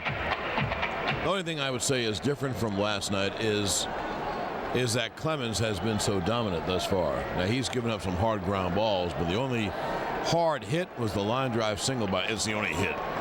It was a hard line drive single by Zeal. Hampton deals the 3-2, swung on and fouled back. No, he swung on and missed, and the ball goes all the way to the backstop. Now, Charlie Relaford said no, it was a foul ball. That's pretty good thinking by Justice, because Justice knew he fouled it off. He didn't foul it off. He didn't come close, right, John? On the replay, how do you figure? On the replay, he didn't hit it at all. Justice might be talking about it. Is it something we can't see? Boy, I don't think so. How could we miss it by that much, John? Yeah, that missed the bat by 6 inches. Why isn't everyone out there running and screaming and yelling? And I don't think Justice would run if he foul tipped the ball. That's why he did run. That's amazing. Then the 3-2. Now he swings and misses, and this time it's held onto by Piazza, and it's 1 away. That was very weird. I don't understand why everybody's not yelling and screaming. Well, on not on our replay, on Fox replay that we have on our monitor, you couldn't see Justice tick the ball. It looked like, we talked with Scooter about the other night, the swing and the miss in the 41 series, Tommy Henrik.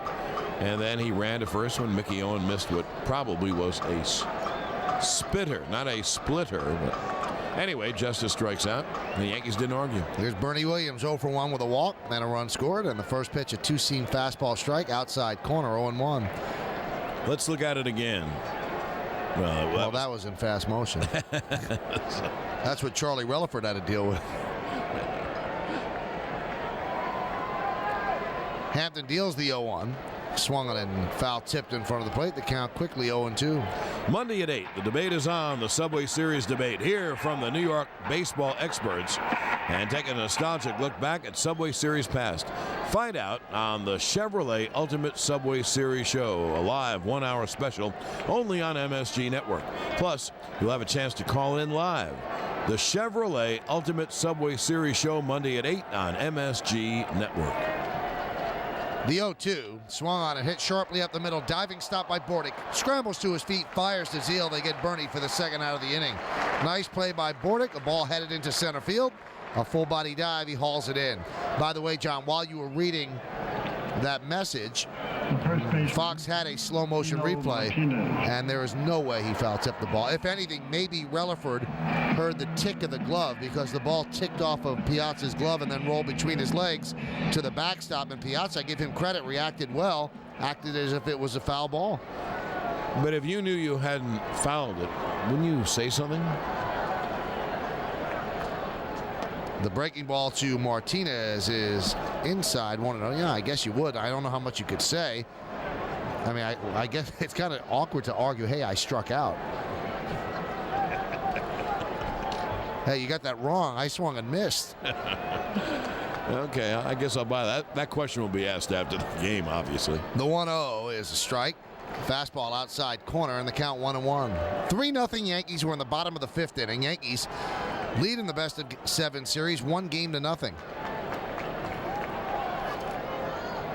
Payton shaded toward left center and very shallow. And the 1-1. Swung on and driven out toward right center field. Giving chase is Perez. Both on the run, and neither can get there. Payton fields in the gap, spins and fires in. But hustling into second with a stand-up double is Tino Martinez. Boy, what a very strange outfield alignment. John, if Payton was playing a normal center field, that's the end of the inning. Yeah, that's they always say if the ball has a loop in it, so-and-so will get it, meaning a very good outfielder. Well, that ball was a fly ball. That was not a long drive. That was a high fly that landed on the grass. It didn't land on the track. It was about 5 feet shy of the track. Odd, very odd alignment. And when Payton grabbed the ball and threw in, he threw the ball between first and second. And Payton is throwing the ball all over the joint. Now they'll walk Posada, so they go lefty-lefty, but O'Neill hits lefties like Hampton. I'm not saying I disagree with them. I think I would have walked him too. They can't afford to get any further behind. But this is not. First of all, O'Neill hit .350 against lefties this year. Well, an intentional walk to Posada. O'Neill is 1 for 2 against Hampton. Posada was 1 for 1 with a walk and an RBI. And there's ball 3. One thing that we have noticed, John, and this is the reason that he's missed most of the last 3 seasons, Jay Payton can't throw at all. He has no accuracy and nothing to his throws. And the Yankees will run on him every chance they get. There's ball 4. So Posada intentionally walked to pitch to O'Neill.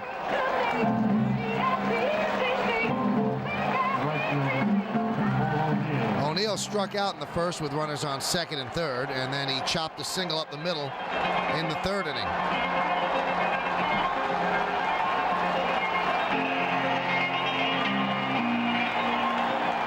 Yankees 3, Mets nothing. And the crowd getting up. Both nights the crowd has been a little bit more quiet than the Yankees are used to. But when you get to the World Series and the tickets become much more expensive, well, the high rollers get the tickets and they're not as loud. And the pitch to O'Neill is high, 1-0.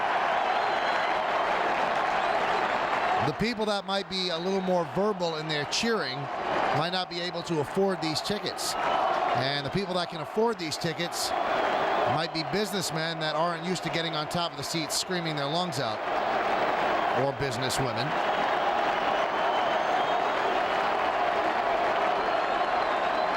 First and second, 2 outs. And the 1-0. Swung on, line drive down the right field line. Giving chase is Perez. He can't get there. It falls. Scoring is Tino Martinez. Posada will hold it 3rd. O'Neill holds it first, and the Yankees lead 4-0. O'Neill hit a looper down the right field line. Perez couldn't get there. An RBI for O'Neill as he makes Bobby Valentine pay for the intentional walk, and the Yankee lead is now 4-zip. Mike, you know that reminded me of a couple of years ago at Shea when Bobby brought in Mel Rojas on a Friday night, and O'Neill ripped a 3-run home run to left center. And the next day, and they were all on Valentine for not bringing in a lefty. Well, the next day he brought in a lefty, and O'Neill singled in a run, and Valentine looked up at the press box.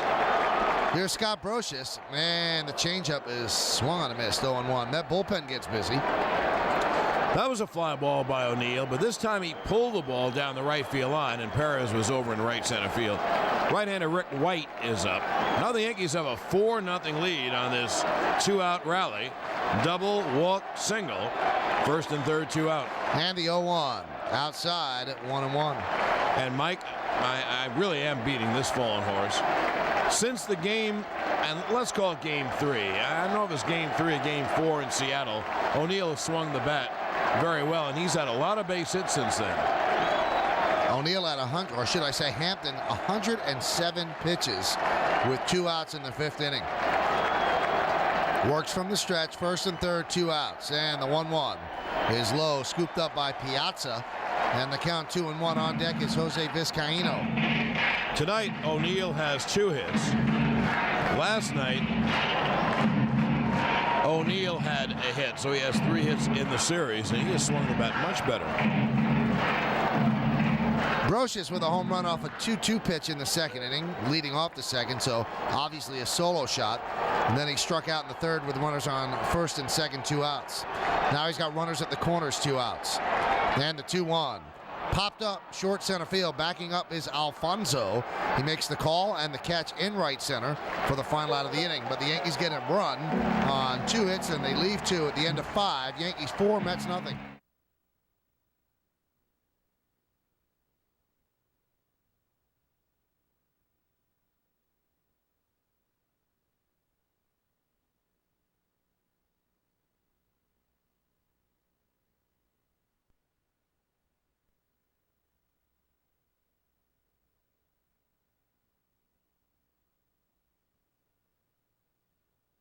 Panasonic leading the way in digital technology for the latest in HD TV, DVD, digital imaging, and networking products. Look to Panasonic, just slightly ahead of our time.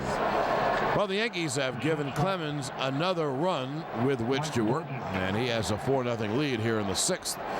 The Rocket is pitching, Mike, very much the way he did in Seattle. Maybe not quite as dominant, but he's given up the same number of hits, just 1 hit in 5 innings. And 1 ball hit out of the infield. That was a single by Zeal in the 2nd. And the pitch to Bordick is a fastball high, 1-0. Mets got Bordick from the Orioles on July 28th in a deal that they sent Melvin Mora to Baltimore. Bordick is a free agent at the end of the year. The 1-0 is low and away, 2-0. 4-0 Yankees over the Mets, top of the 6th inning. 4-7-0 for the Yanks, 0-1-3 for the Mets. Clemens pitching a 1-hitter. He has hit a batter, he has not walked a batter, and he has 6 strikeouts. The 2-0 is a fastball strike right down the middle, 2-1. And Mike, he has to throw a pitch down the middle to Bordick. Bordick is 3 for 27 in the playoffs, and you certainly don't want to walk him. Obviously, you don't want to walk anyone, but you don't want to walk him beginning an inning. 2-1 pitch is pop foul, first base side behind the plate. The count levels at 2-2. New York Yankees baseball brought to you in part by Kodak Max Film. It's all you need to know about film. 9-1-2 in the Mets order against Clemens, and Bordick starts it off, the number 9 batter. Coming into the game, 11 for 45, 244 lifetime against Clemens. Right-handed batter, wide open stance. And the 2-2. Swung and a miss, he struck him out. Pitch on the outside part of the plate, a fastball, strikeout number 7. 1 away in the 6th, and that brings up Tim O'Neill Perez. Right fielder. Boy, we have the Fox monitor in front of us, and I guess I draw a paycheck from Fox, but I mean, you got to be honest. You think they give an overkill on Clemens? Everything he's ever done bad in his life, that It's unbelievable. They're showing everything. That's the storyline. You know what we saw? We saw him being thrown out of the game by Terry Cooney. And That's Oakland. 10 years ago. Yeah, and then he just pitched up and into Rodriguez, and that pitch was a legit pitch, but that's the storyline. Here's Timo Perez, and the fastball a strike right over the middle of the plate, 0-1. You know what we're saying? Do you think they might show Clemens getting people out? Against Seattle, he struck out 15, walked 2, and gave up 1 hit. One of the greatest games ever pitched in the playoffs. Think of it, 15 strikeouts, 2 walks, and 1 hit. And tonight, he's given up 1 hit in 5 1/3 innings. Clemens 0-1 to Perez is bunted right back to Clemens. Fields barehanded, sets, fires low, and off the glove of Martinez, who tried to scoop it up on the backhand. Backing up is Vizcaíno, and he tags Perez. He thought Perez might have turned towards second, but he didn't. And we'll see how they score that. That really should be an error on Clemens, but it hasn't been scored yet. Well, if Clemens had to do it over again, he would have just taken a little more time. He threw the ball straight down to Tino, who just couldn't come up with it. And that has to be an error on Roger. You would think, right? If he made a throw to Tino, if he threw the ball in the air to Tino, Perez is out easily. That is an E1. Alfonso. So the official scores with a good job there. Now we'll see now if that error hurts, because let's face it, Mike, that was an easy out, and that would have been 2 outs and no one on. Here's Edgardo Alfonso. He's 0 for 1. He was hit by a pitch throw to first, and Perez is back. Now, Perez could run against Clemens, and Clemens is a big guy with a big leg kick, and if you could read his move, you can go. In World Series games, by the way, they have 3 official scorers, so majority wins. And the 3 official scorers tonight, Charlie Scoggins, the Baseball Writers Association of America president, Red Foley of the BBWAA, and Howie Carpin of Metro Radio Sports Reporters. Throw to first, and diving back is Timo. 4-0, the Yankees over the Mets. Top of the 6th inning. This game 2 of the year 2000 World Series. The Subway Series, Yankees lead 1-0 in the best of 7. And the pitch to Alfonso is swung on and skied deep to center field. A high fly ball. Bernie goes back. Now he comes in toward right center. He makes the catch. Tagging is Perez, drawing a throw into Jeter, but he'll head back to first. So 2-way, and that brings up Mike Piazza. And that throwing error by Clemens stopped Rocket from having a 1-2-3. Well, here's a big batter in the game. You don't want to put too much pressure on Piazza. I mean, Clemens has great stuff tonight. Piazza can't hit a homer every time at bat. But Alfonso is just flied out. Now here is Piazza, and if Rocket gets Piazza, he may not see them again to the 8th inning or so. And the Yankees have a 4-0 lead right now. Piazza is 0 for 2, and the pitch. Swung and a miss. Splitter. Beautiful splitter, 0-1. Piazza swings over the top. Well, I guess he saw a fastball, started to go, and then the bottom dropped out. He has been fabulous today, Roger Clemens. 4-0 Yankees, top of the 6th. He's allowed 1 hit, a 1-out single a second, or a single in the second, to Todd Zeile. Throw to first, diving back is Timo Perez. Another full house at Yankee Stadium. And this is the home of postseason baseball since it opened in 1923. Closed for 2 years, 74 and 75, when they played in Shea, and this ballpark was being refurbished. The 0-1 is popped up foul behind the plate, out of play, 0-2. And again, the crowd gets up.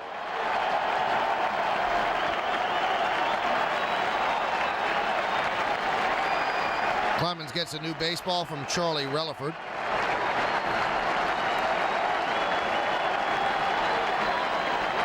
Even when they stand, they're pretty quiet about it.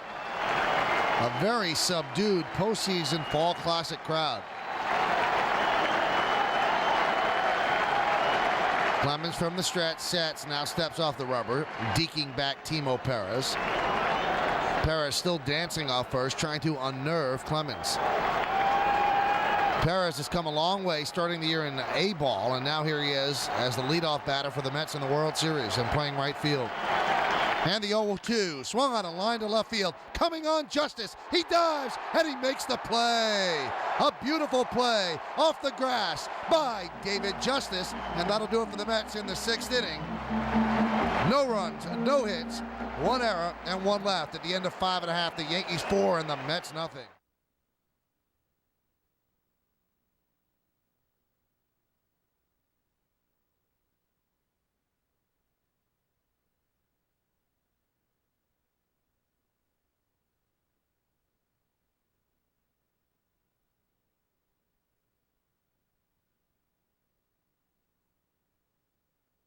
Here's Vizcaino. He's 0 for 2. Reached on an E6.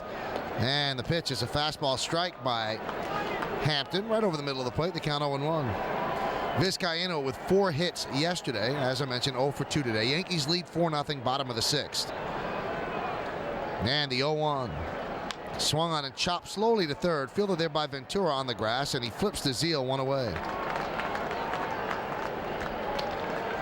This crowd is really quiet. I mean, the Yankees are winning 4-0 against the New York Mets, and don't you sense it being very quiet? Well, I think they are reacting more when Clemens pitches. Right. And it's like this crowd is watching Clemens overpower and hold the lead, and it seems like they're satiated when the Yankees are up. Although when they have a rally going, they start getting noisy. But yes, they're very calm. A very calm crowd in a 4-0 game. Here's Chuck Knobloch, 0 for 2 with a walk, and the pitch is in the dirt, scooped up by Piazza. The count 1-0. I would expect at Shea, where they're in the World Series for the first time in years, and try to knock off the really hated Yankees, I would expect that crowd to be very, very live and very, very noisy.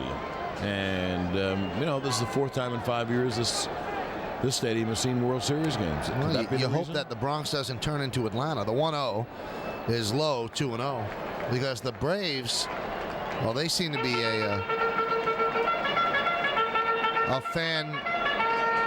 fandom that is spoiled. They don't even sell out NLCS games. The 2-0. There's a strike on the inside corner, 2-1. Now the good part is this. That in the first 2 games, the crowd's been very well behaved. I haven't seen one incident.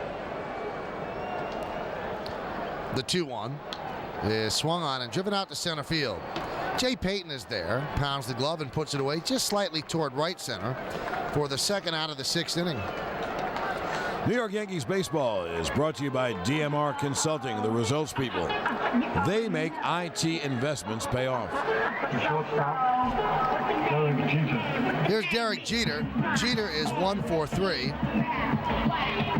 He struck out in the first, single to right center in the second to extend his World Series hitting streak to 11 straight, and then he grounded out to third.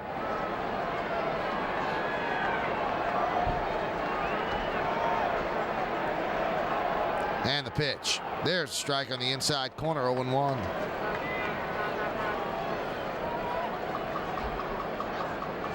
Jeter this postseason hitting .271, 2 homers and 7 runs batted in. Hampton a lefty against Jeter a righty. And the 0-1. Swung on a drill deep to left center field. Giving chase is Payton. Looking up. It's off the wall. Payton plays the carom. Fires it into Bordick. And Jeter is on second with a double and missed a home run by about the height of about 3 feet.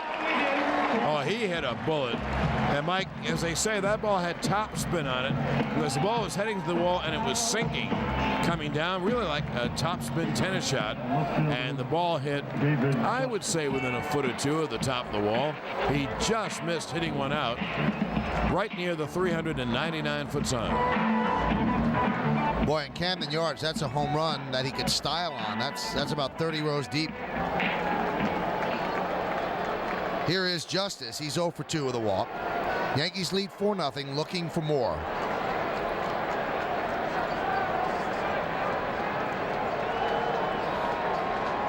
And the pitch to Justice is a fastball strike on the inside corner, 0-1. Now left-hander Glendon Rush up in the Med bullpen, and boy, did he pitch well yesterday in relief. 2nd and 3rd, nobody out. 10th inning, and he got out of it without allowing a run.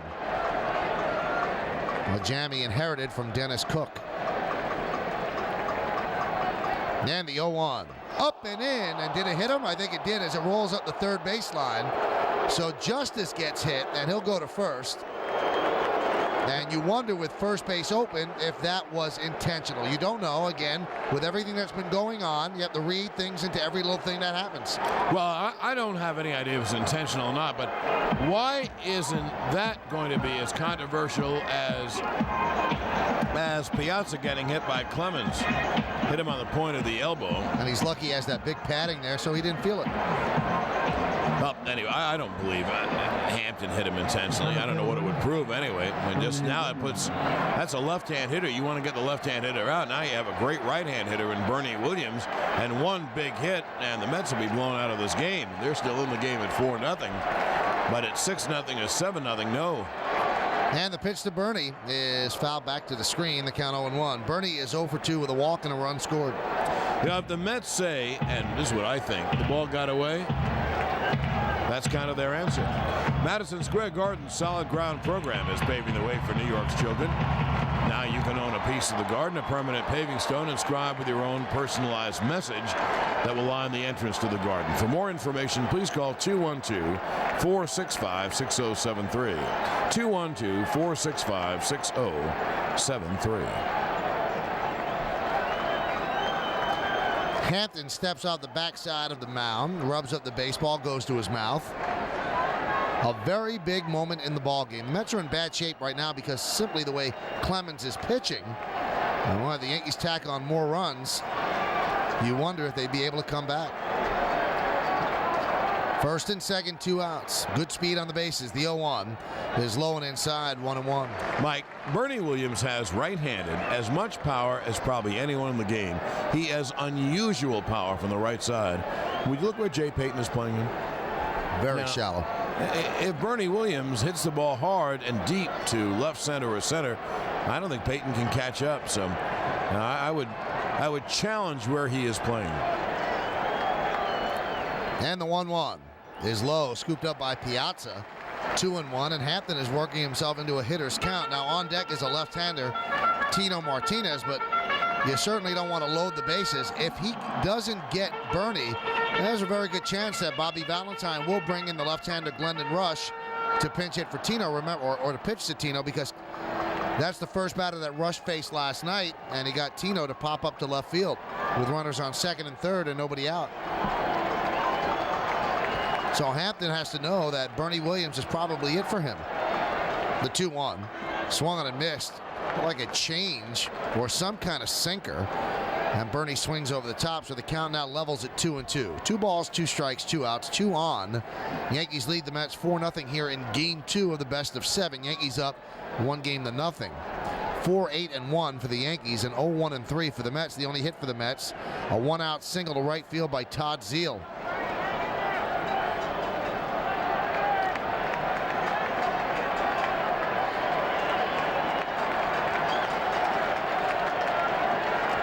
Jeter off second, Justice off first.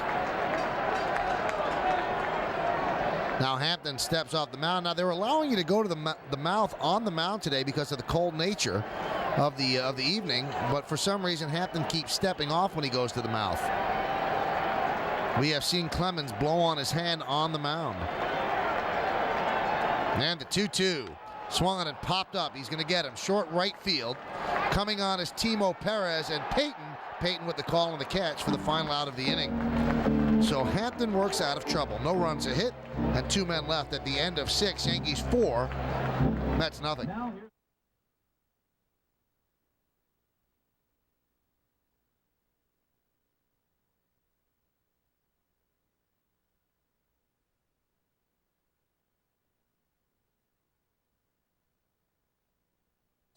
Robin Ventura will lead off the 7th. Yankees lead 4-0, and the pitch to Ventura is low and away, 1-0.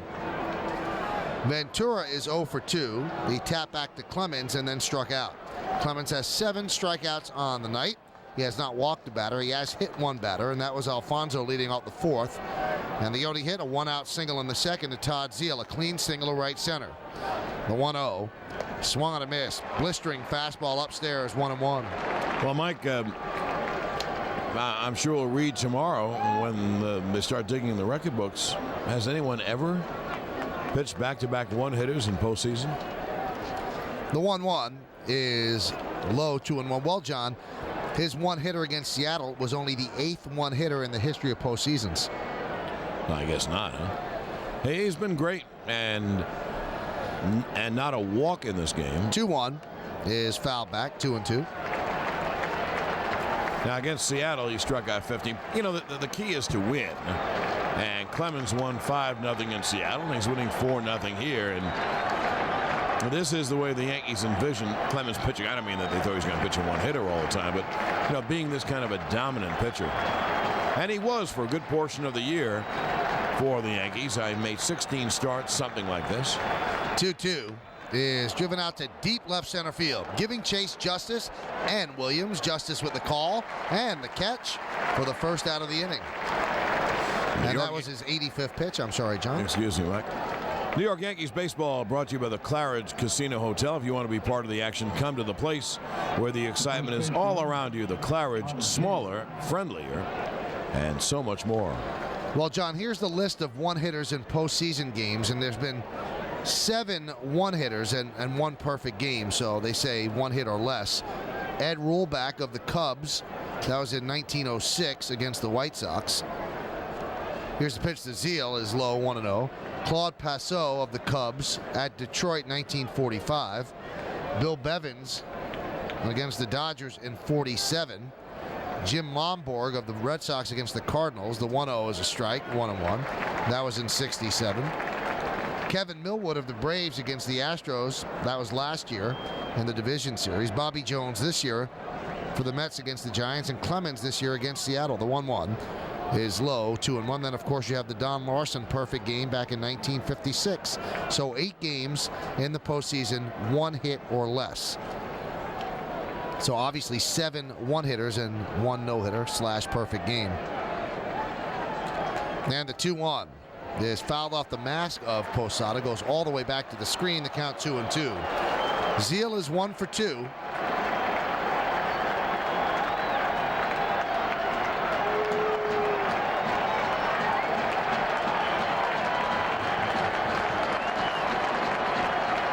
Vizcaíno shades up the middle for the righty swinging Zeal. Yankees lead 4-0, top of the 7th. Now Zeal steps out.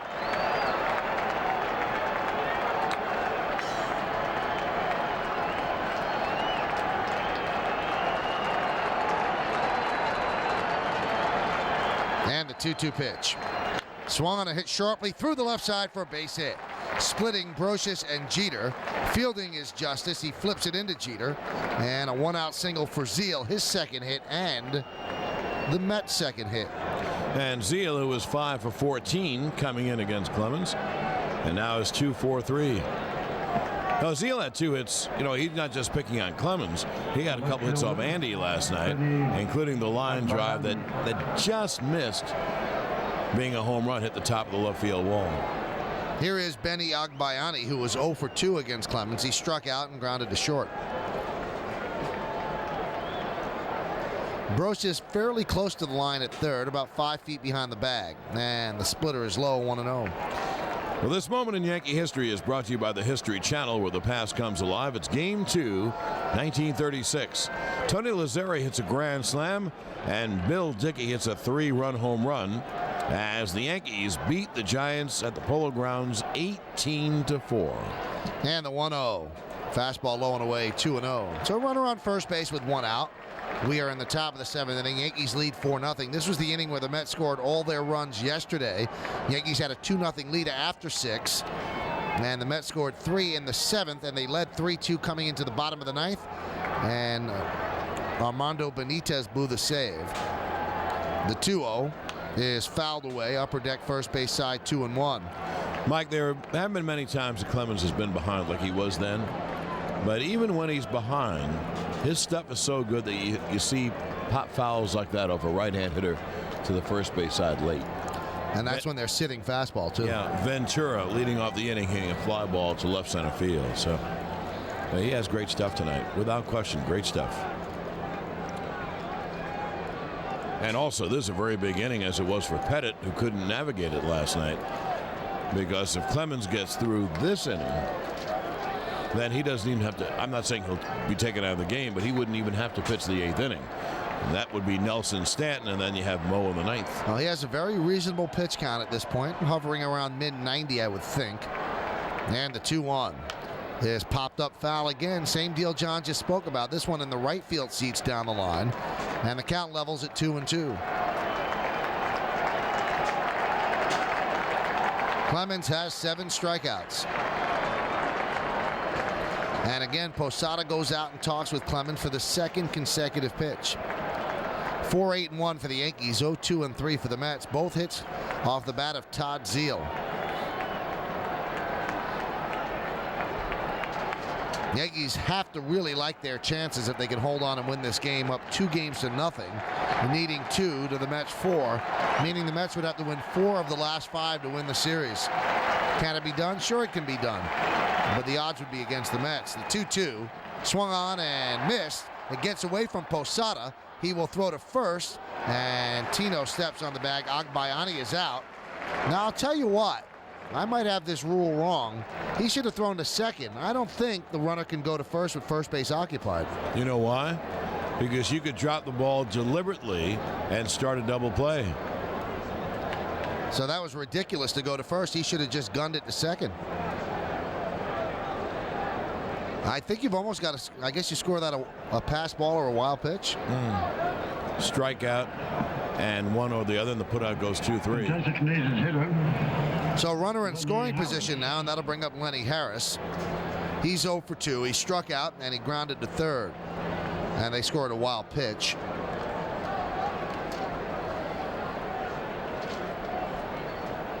Now time is called. Posada said, let's go through the signs again. They want to make sure what to throw here. Mike, I think this is the first time that a runner's gone to second base tonight. You're right, it is. And the pitch. Check swing, fouled away into the loge on the third base side, 0-1. Now, Clemens got in trouble with Harris his first time at bat because he threw a fastball away and it was up, and Harris, swinging late, drove the ball down the left field line. He narrowly missed a 2-run home run. Now, Clemens came back to strike out Lenny. But that first pitch was a fastball in, and I would think that Clemens would want to come in, and if he throws anything away like the splitter, keep it straight down. And the 0-1. Nub slowly in front of the plate, fielded by Clemens, bare hands, fires, and they just get Harris for the final out of the 7th inning. No runs to hit, and 1 man left at the end of 6.5. Get up and stretch. Yankees 4, the Mets nothing.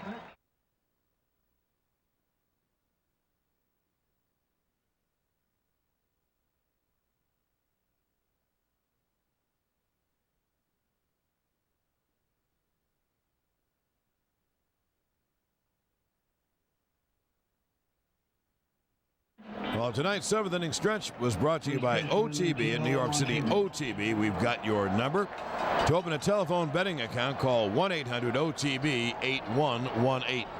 Glendon Rush comes in for the Mets, a left-handed, to begin the bottom of the 7th inning. He deals Tino Martinez a strike. We're underway. Tino is 2 for 3. And the 0-1. Fastball away, and the count 1-1. Tino, RBI single to left against Hampton in the first for the Yankee first run. Grounded to second in the third, and then a double to right center field. Then the 5th, later scored the Yankees' 4th run, the 1-1. Strike on the outside corner, 1-2.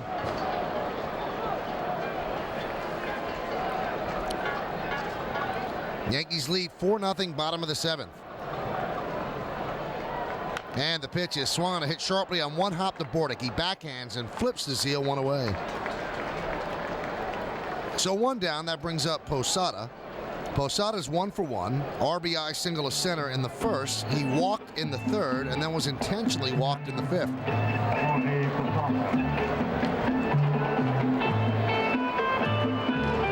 Here are the numbers on Hampton, who can't win it. He can lose it. 6 innings, 4 runs, 8 hits, 4 strikeouts, 5 walks, and 1 hit batsman. He had a rocky first inning. Ambrosius hit a fly ball home run in the 2nd inning, and thereafter he pitched very well. And the pitch is swung on a miss to breaking ball. He swings over the top, the count 0-1. However, If a guy's going to pitch like Clemens, you have to compete, pitch a near-perfect game. Clemens has pitched a 7-inning, 2-hit shutout. Switch hitter batting from the right side. The 0-1. A big nose-to-toes breaking ball misses outside, 1-1. Mike, this assures the Yankees that Bobby Jones will pitch game 4. I guess if the Mets are down 3-0, they might go back to Leiter. But 1-1. Swung on and blooped into right center field. That is a base hit. Nice piece of hitting by Posada. Timo Perez fields and flips it into Edgardo Alfonso. So a 1-out single for Posada. He is now 2 for 2. And we take 15 seconds for station ID. This is New York Yankees baseball. The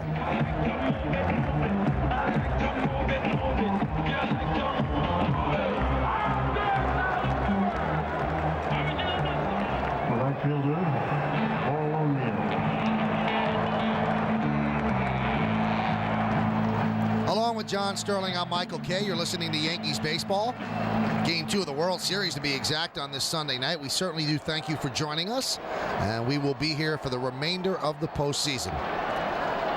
Here is O'Neill. He is 2 for 3.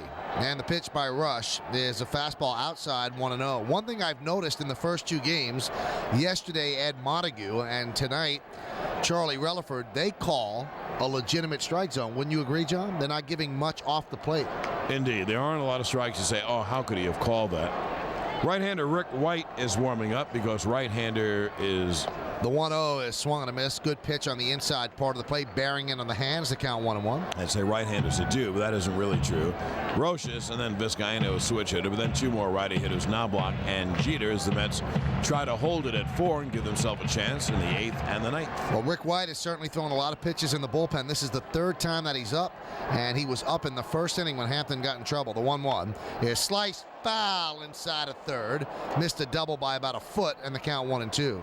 Well, Mike, they tell you to put your hits together, your hits and walks. The 5th hitter, Martinez, is 2 for 4. The 6th hitter, Posada, is 2 for 2 and 2 walks. He's been on base all 4 times. And this 7th hitter, O'Neill, he's 2 for 3.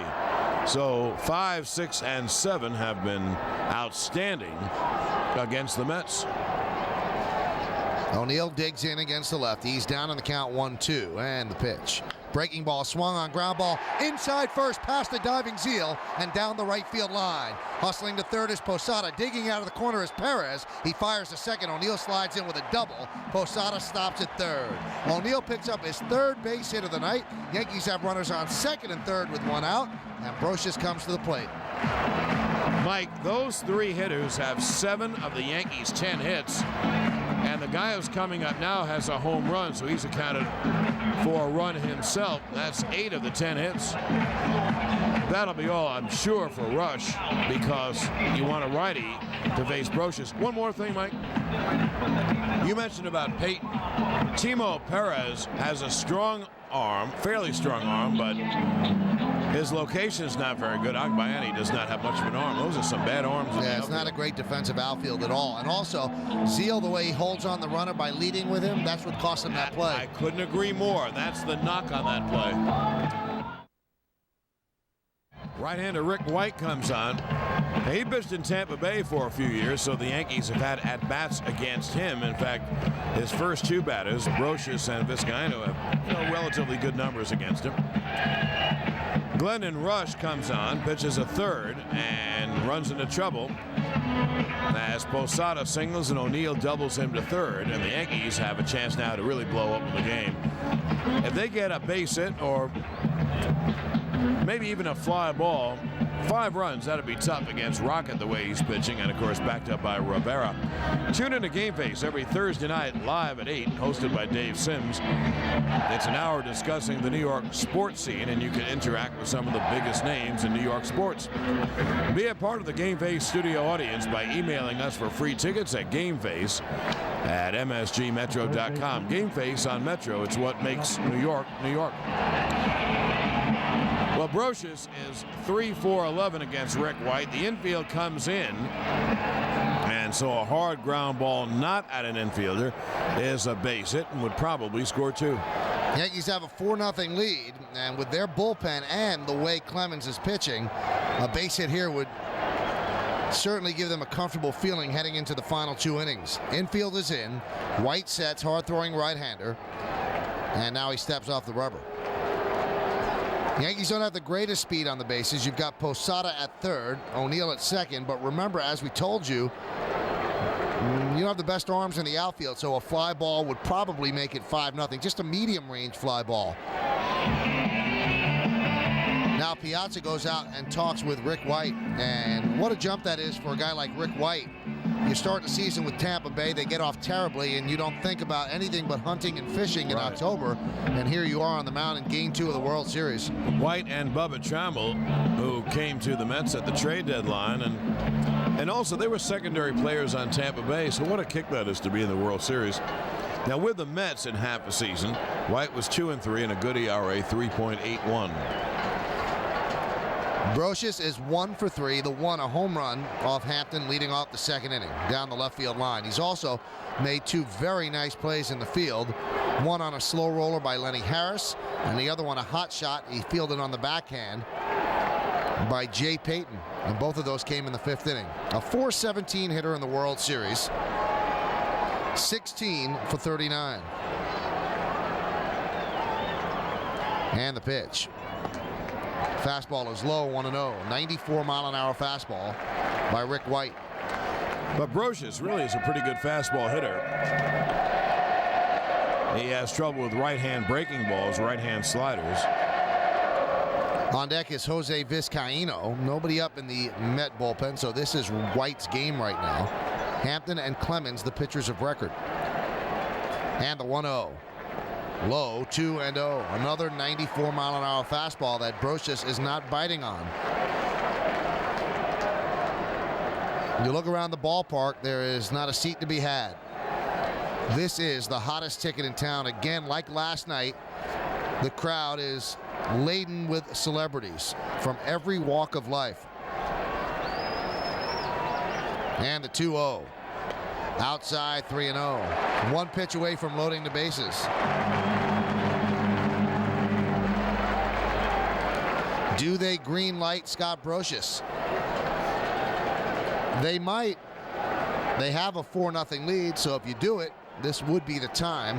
Really want to break the game open, you can make it 7-0 on 1 swing. White sets. And the 3-0. Swinging, and he drives it deep to right field. Going back, Perez. He's there in front of the track. He makes the catch. Tagging is Posada. He'll score. O'Neill tags as well. He gets in ahead of the throw by Alfonso. A sac fly for Scott Brocious, and the Yankees lead 5-0. Well, Mike, that's a good idea by Joe and very good execution by Brocious. You got to get a pitch you can drive, and it was a fastball up. And so Brocious hit behind it, and he hit a long high fly to right center, and that got the Yankees a 5th run. That's a very good job on all counts. And O'Neill happened to go to third in case Rick White bounces one or in the dirt, or Vizcaino gets an infield single. That's a good job. Now the infield backs up. Here is Vizcaino with O'Neill on third.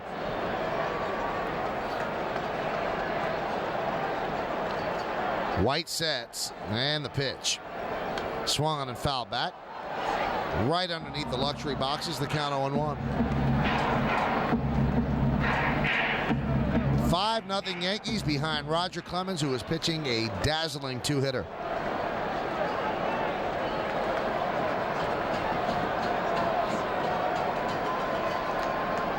White sets, and the 0-1. Fastball is up and away as Vizcaino checks his swing, and the count levels at 1-1.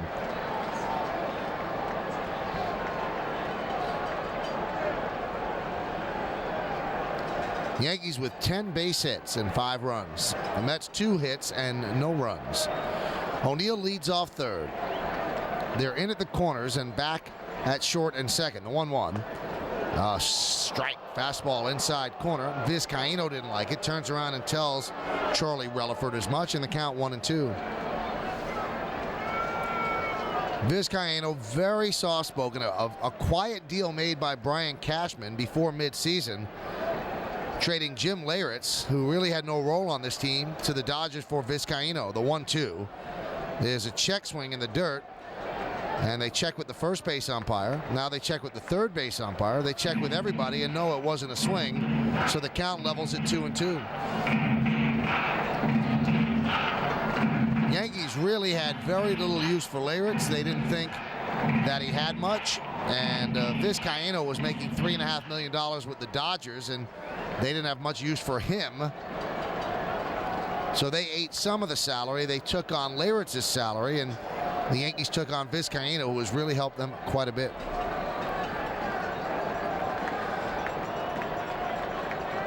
And here's the 2-2. Is fouled back. Still 2-2. Well, one thing that this game would do is if the Yankees hold on and win, it would render obsolete Benny Agbayani's prediction of Mets in 5. Yes, then the Mets have to win in 6, I guess. Right. So he'd have to go back on Regis's show. But one thing that Benny Agbayani, after hearing all this, said, I'm not making any more predictions. And the 2-2. Strike 3 outside corner, and Vizcaino is down looking. So a pretty good job there by Rick White. But the Yankees get an insurance run on 2 hits. They leave 1. At the end of 7, Yankees 5, Mets nothing. Well, we go to the 8th inning, and John, I know you like these kind of lists. Major League Baseball has compiled a complete list of the celebrities in the ballpark, and we'll fire some off. Matthew Broderick, Connie Chung, Cameron Crowe, Tom Cruise, Billy Crystal, Ron Howard, the Reverend Jesse Jackson, Penny Marshall, Regis Philbin, Al Pacino, Sarah Jessica Parker, Maury Povich, Pete Sampras, Andrew Shue, Joey Slotnick, Stanley Tucci, Nick Turturro, Kurt Russell, Denzel Washington, Robert Wall, Jack Nicholson, and Spike Lee. Jay Payton takes low in the count 1-0. Sarah Jessica Parker and Matthew Broderick, our hubby, were here last night. And they're real fans. They're here July 5th, for a game that doesn't mean much. And as I said about Billy Crystal last night, he was here on, on July 23rd against the Twins. The 1-0, Payton cuts and misses. Billy and his wife, Janice, I believe her name, have moved back to New York, so they come to all the games. And he's very close friends with Joe. He is indeed. Payton has struck out and robbed of a hit by Brocious on a hot shot to third. The Rocket has been as good as you can be. The 1-1 is low, unless you're thinking guy's going to pitch a no-hitter. He has pitched a 2-hitter. He has not walked a batter. He has struck out 8. And the only other 2 men that got on base, Clemens nicked the shirt of Alfonso, the hit batsman, and then Clemens made an error on a bunt by Perez and threw badly to first base. And that's it. Here's the 2-1. Pop foul out of play. Now, the biggest thing about Clemens, he just keeps throwing strikes. He's got great stuff. But the thing is, he throws strikes. Now, in case he runs into trouble, in the Yankee bullpen, the beginning of the troika, the lefty Mike Stanton, the righty Jeff Nelson. The Yankees have a 5-0 lead, and let's face it, they can taste taking a 2-0 lead in this series. That'll be a 2-2. Hit on the ground toward the middle. Vizcaino fields, sets, throws, got him one away. Vizcaino made a nice throw. He set himself deep, fairly near second base, and made a good throw. That's what I like about what he did, John. He did set himself. He took time. He knew that Payton was quick, but he knew that the ball was hit sharply as well. Backhanded it, and rather than throw off balance, he squared himself beautifully and fired to first. Hey, Mets and Yankee fans can follow their team's pursuit of glory for extensive highlights, interviews, and expert analysis. Tune to the Jeep Subway Series postgame report immediately following the World Series game tonight on MSG Network and on Fox Sports Net. Now, Bobby Valentine will send up a pinch hitter for Mike Bordick. It'll be Darrell Hamilton against Clemens and Vizcaino. And Posada go out and talk with Clemens. Vizcaino obviously familiar with Darrell Hamilton and going over a scouting report obviously with Clemens. So 5-0 Yankee lead as Bobby Valentine tries to get something going off his bench.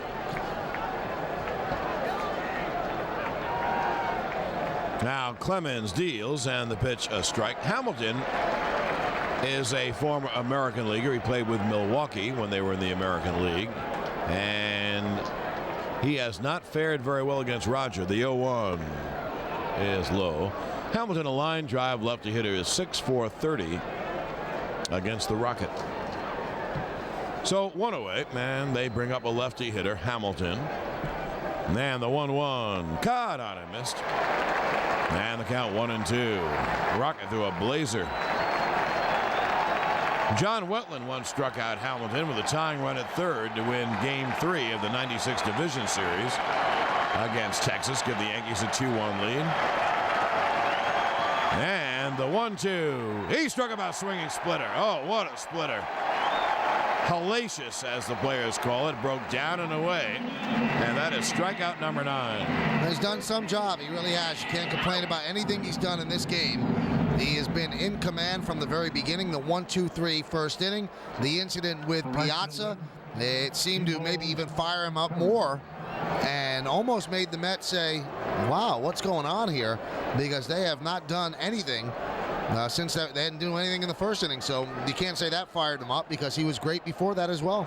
Well, he's given up 2 hits, both line singles to Todd Zeile. Here is Timo Perez, left-hand hitter, and the pitch foul back at the count 0-1. I don't know if Roger will pitch the 9th.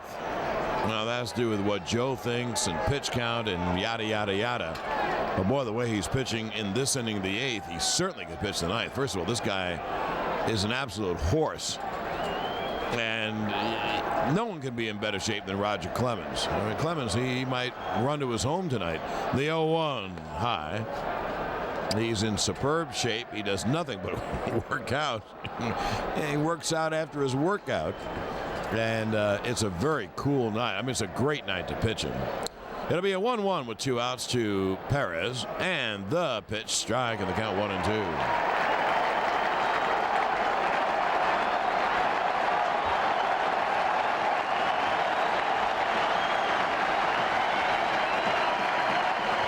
Crowd rising, rooting for a Clemens strikeout.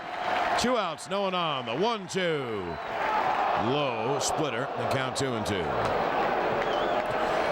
Against Seattle, 15 strikeouts and 2 walks. And tonight, 9 strikeouts and no walks.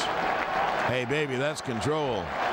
The 2-2, a high pop foul back here. Right over our booth, so the count holds 2-2.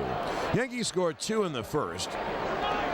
2 2-out walks by Hampton, and then 2 ribby singles by Martinez and Posada.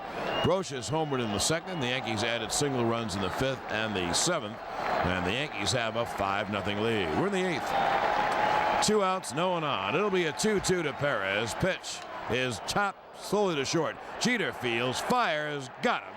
And that'll do it. So Clemens has a 1-2-3.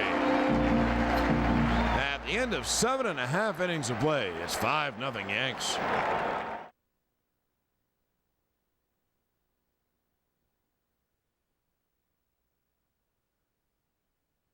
Kurt Abbott takes over at shortstop. Remember, Darrell Hamilton had pinch hit for Mike Bordick, so that's the only change for the Mets. Rick White remains on the mound. There's nobody warming in the Yankee bullpen, so this is Clemens' baby in the 9th. Top of the Yankee order against White, Knobloch, Jeter, and Justice, and back with the play-by-play is John. Okay, Michael, here is White, a right-hander pitching off the stretch like relievers do, and deals, and a ground ball to second, fielded by Alfonso, and he throws to first, 1 away. 1 pitch, 1 out. Knobloch was 0-for-4 with a walk. The damage tonight has been done by 5, 6, and 7. You have to add Brocious to that because he's knocked in 2 of the 5 runs. But Tino has 2 hits. Posada has 2 hits and 2 walks. O'Neill has 3 hits. And Brocious has a homer and a sac fly. So 5 through 8 have been the offense tonight. I think this, obviously, I know this is the worst nightmare for the Mets. You don't want to come in and lose the first 2 games. And now, boy, if you take 2 out of 3 at Shea, you're still in bad shape. The pitch is a breaking ball low. You know, you're right. Because let's say the Mets go in and do win 2 out of 3. Then they come back here down 3-2. And they have to win 2 games at Yankee Stadium. And have to face Clemens and El Duque. Right. When they're not facing, 2 very ordinary pitchers. It'll be a 1-0 to Jeter. I'll tell you one other thing, too. White deals, and the pitch cut on him and fouled off to first base side.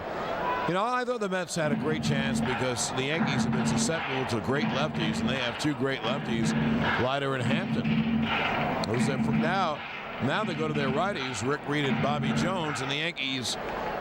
Rick Reed and Bobby Jones don't knock the bat out of your hands. So the Yankees normally have success against those kind of right-handers. It'll be a 1-1 to Jeter. And White deals, cut on and looped over first. It is a base hit down the right field line. Jeter will go to second easily. Fielded by Zeile, he fires in a double for Jeter. An inside-out swing and a soft looper just over the head of Zeile. And so Jeter has hit back-to-back doubles, and Mike, they couldn't be more different. One, a line drive bullet off the left field wall. This, an inside-out flare. Amazing. He doesn't seem to be going into the postseason and going through the postseason with a great stroke, but somehow he gets it done. 3 hits tonight and 5 at-bats. So in the postseason, he's now 15 for 50. He's an amazing player. He really is. I mean, he's not Alex Rodriguez. He's a different type of player, but he has 3 rings, and he's about two wins and 1 inning away from 4. And by the way, he's very much a winning player, Yes. so he doesn't have to take a backseat to anyone. You know, the game is not measured by stats. People do that, but managers don't do that. Here's Justice. Jeter leads off second with 1 out here in the 8th. And the right-hander White deals, and a breaking ball strike to Justice, 0-1. David is 0 for 2. He's been walked and been hit by a pitch. He scored a run. Now, Jeter does have 3 hits tonight. A lefty warming up in the Mets bullpen. And I think it's Dennis Cook. It'll be an 0-1. Caught on it, missed. And the count 0-2. Well, the Yankees have a 5-0 lead. They are 3 outs away from taking a 2-0 lead. And another amazing thing, it's just so amazing that people almost gloss over it. If the Yankees win tonight, they'll have won 14 straight World Series games. I mean, who do you think they're playing? White holds a set, the 0-2 inside, and the count 1-2. And they'd have won 31 of the last 38. Not World Series games, but postseason games. That's really, it's inconceivable. Isn't that staggering? They're playing against the best teams in baseball, and their road record in places like Jacobs Field and Camden Yards and the ballpark in Arlington and Turner Field is it'll be a 1-2 to Justice. The pitch swung on and looped foul, third base side out of play. Well, it's obvious, John. A lot of people worried about getting to work tomorrow, and a lot of seats are empty. This really does have the feel of, kind of an important game in August. It doesn't have the feel of a World Series game. It hasn't all day. Well, Mike and I both don't think there's anything wrong with that. First of all, I think you should do what you want in life. You pay for the ticket, you do what you want. Right, and with a score of 5-0. Now, if it's 1-1, I'd stay. 5-0, I think I would beat the traffic and listen to the game on the radio. The pitch is grounded toward short, fielded by Abbott. The long throw is in time, and they're a 2-way. I don't know if we mentioned that. Did you mention? Yes. Good. So Kurt Abbott took over. Bordick had been hit for by Hamilton. Center fielder, 2-way. Jeter at second, and here is Bernie Williams.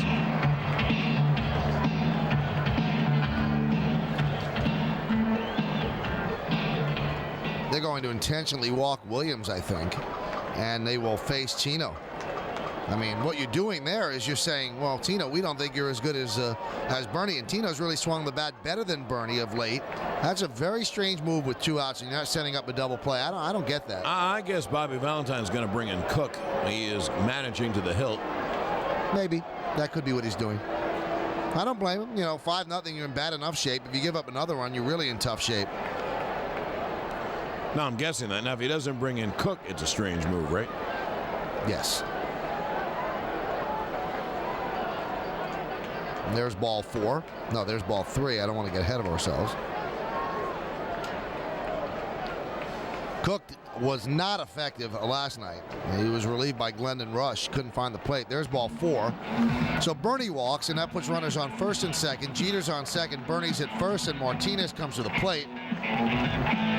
And here comes Dave Wallace, the pitching coach who makes the pitching changes. And he signals for Dennis Cook.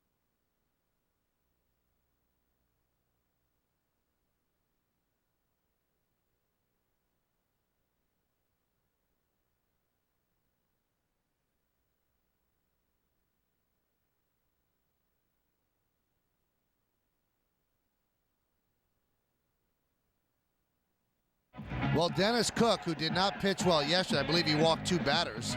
John has the scorecard near him, 2 batters, and then they turned it over to Glendon Rush. And he is going to face Tino Martinez with runners on first and second. So the 37-year-old lefty who's pitching with kidney stones. He had 2 kidney stones. He passed 1, and the pain is bearable enough for him to pitch, and doctors say he's not causing himself further damage. Now, I have never had kidney stones, but anyone that I know that has had it, John, they say it is the most painful thing you could possibly have, and it's comparable to childbirth. Well, Mike, I've heard exactly the same thing, and let's face it, I hope neither one of us ever has that. Tino, lifetime 6 for 16 off Cook. 2 on, 2 out. Bottom of the 8th, 5-0 Yanks. And the lefty now deals to Tino a high pop foul, third base side, out of play. Martinez had a great night, and he began in the first inning. He got the key hit in the game. With 2 outs and no one on, Hampton walked Justice, and he walked Bernie Williams, and Tino probably lined a single to left to knock in a run, and the Yankees had the lead. In the 5th inning, Tino had a double to right center field, so he is 2 for 4 on the night, and he is 20 for 54 in the playoffs. Oh, he has hit close to 400 in the playoffs. Pretty good. The pitch, sidearm pitch, is fouled away, and the count 0-2.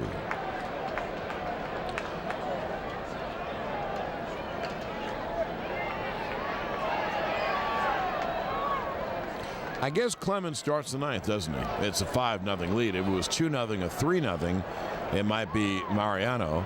And the way Joe normally plays that, he'll let Clemens go out and start in the 9th. If a runner gets on, he brings in Mo. And if you're wondering, well, why? Why? He wants to close out the game. He doesn't believe it's a win until there are 3 outs in the 9th. That's why.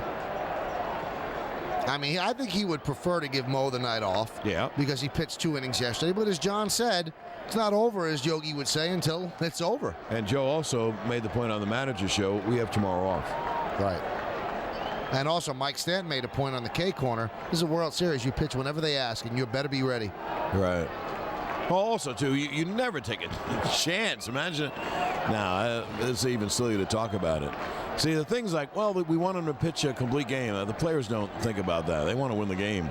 The 0-2 is looped to short. It's a base hit, left center field. Rounding third and scoring is Jeter. A base hit and an RBI for Tino. And the Yankees take a 6-0 lead. And that'll put a capper on it. An 0-2 down and away. And Tino reached and looped it just over short for the base hit. And Tino has had one heck of a night. Boy, that was a pretty nice piece of hitting there by Tino Martinez. And it was a great pitch by Cook.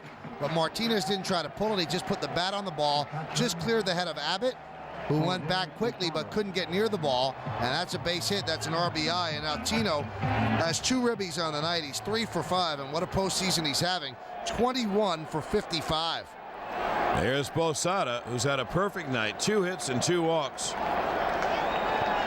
A switcher to batting right. And Cook deals. Line up the middle on 2 hops to Alfonso. Feed short for the force, and that'll do it. For the Yankees, they get another run on 2 hits and leave 2 at the end of 8 innings of play. It is 6-0 Yanks.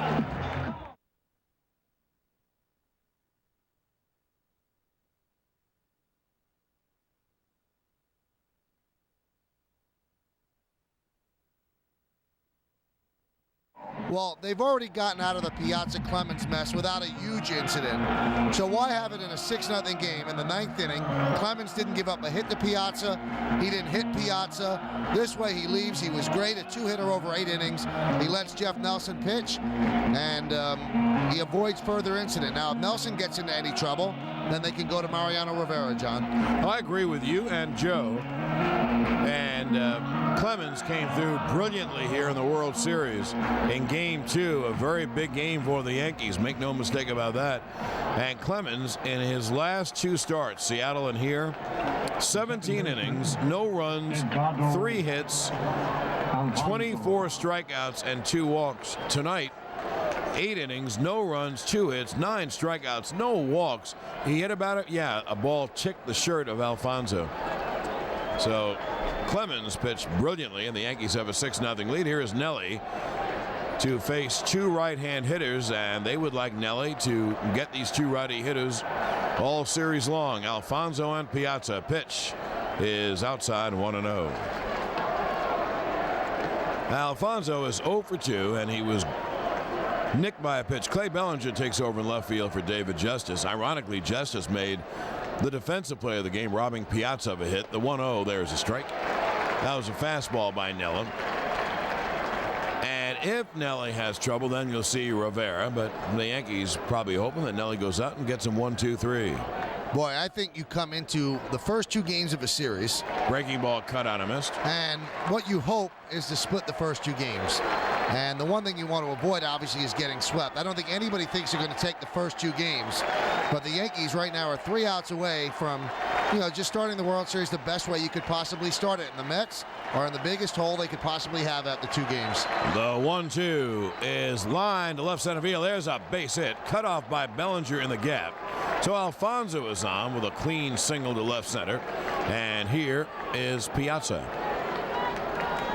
Well, the Piazza-Clemens matchup, Joel Sherman gave this line. Joel Sherman from the New York Post. He said, no sports thing that has been hyped up this much has lived up to the hype more since Ali Frazier won. And it was.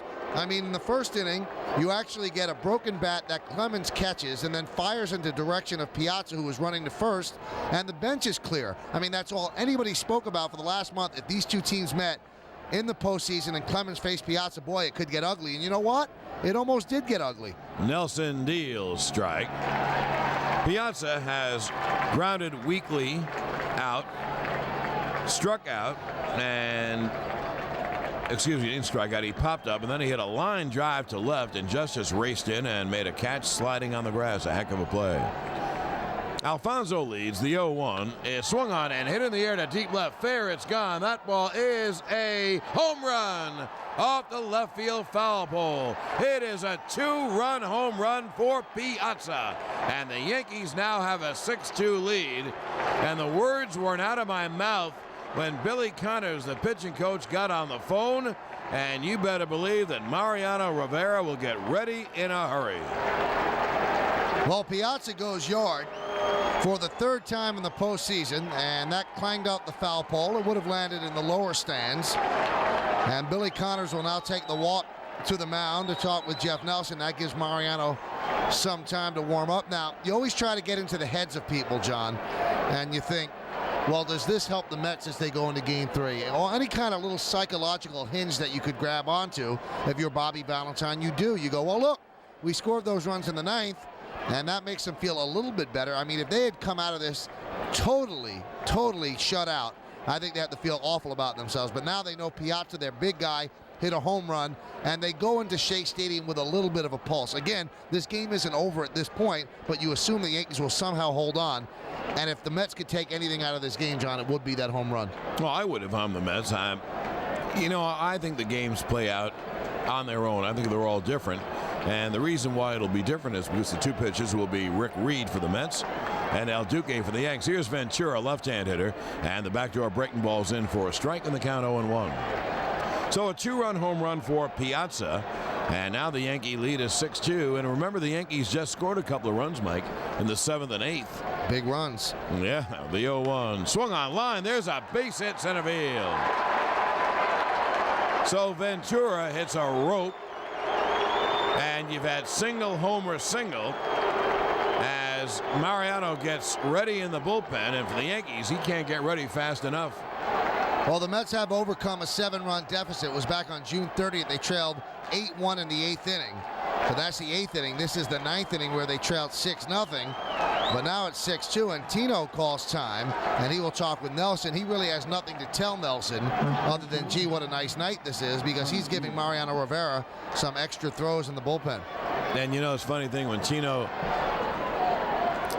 called time and ran to the mound, he's looking in the dugout. So the dugout, just like you talk, like you gesticulate about someone who talks a lot, and you waggle your fingers up and down with your thumb, meaning they talk a lot. Well, that's what they waggle. And Tino goes to the mound, and apparently Mariano got ready. And so here's Mike, and he'll talk a lot. And so will Joe, because Joe makes his way to the mound. I don't know if he'll do much talking. I think he'll wave his right arm, and he will bring on one of the best closers in the history of the game, Mariano Rivera, to try to nail down Game 2 of this World Series. This pitching change is sponsored by Geico. One 15-minute phone call could save you 15% or more on car insurance. This is New York Yankees baseball.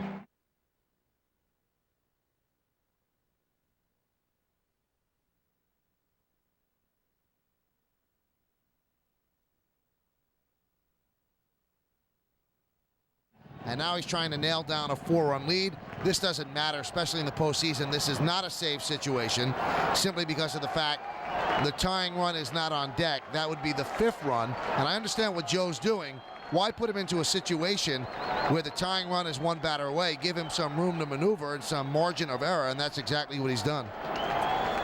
Well, here's Todd Zeile, who's 3 for 8 lifetime against Mariano. And as great as Mariano is, 3 for 8 is great.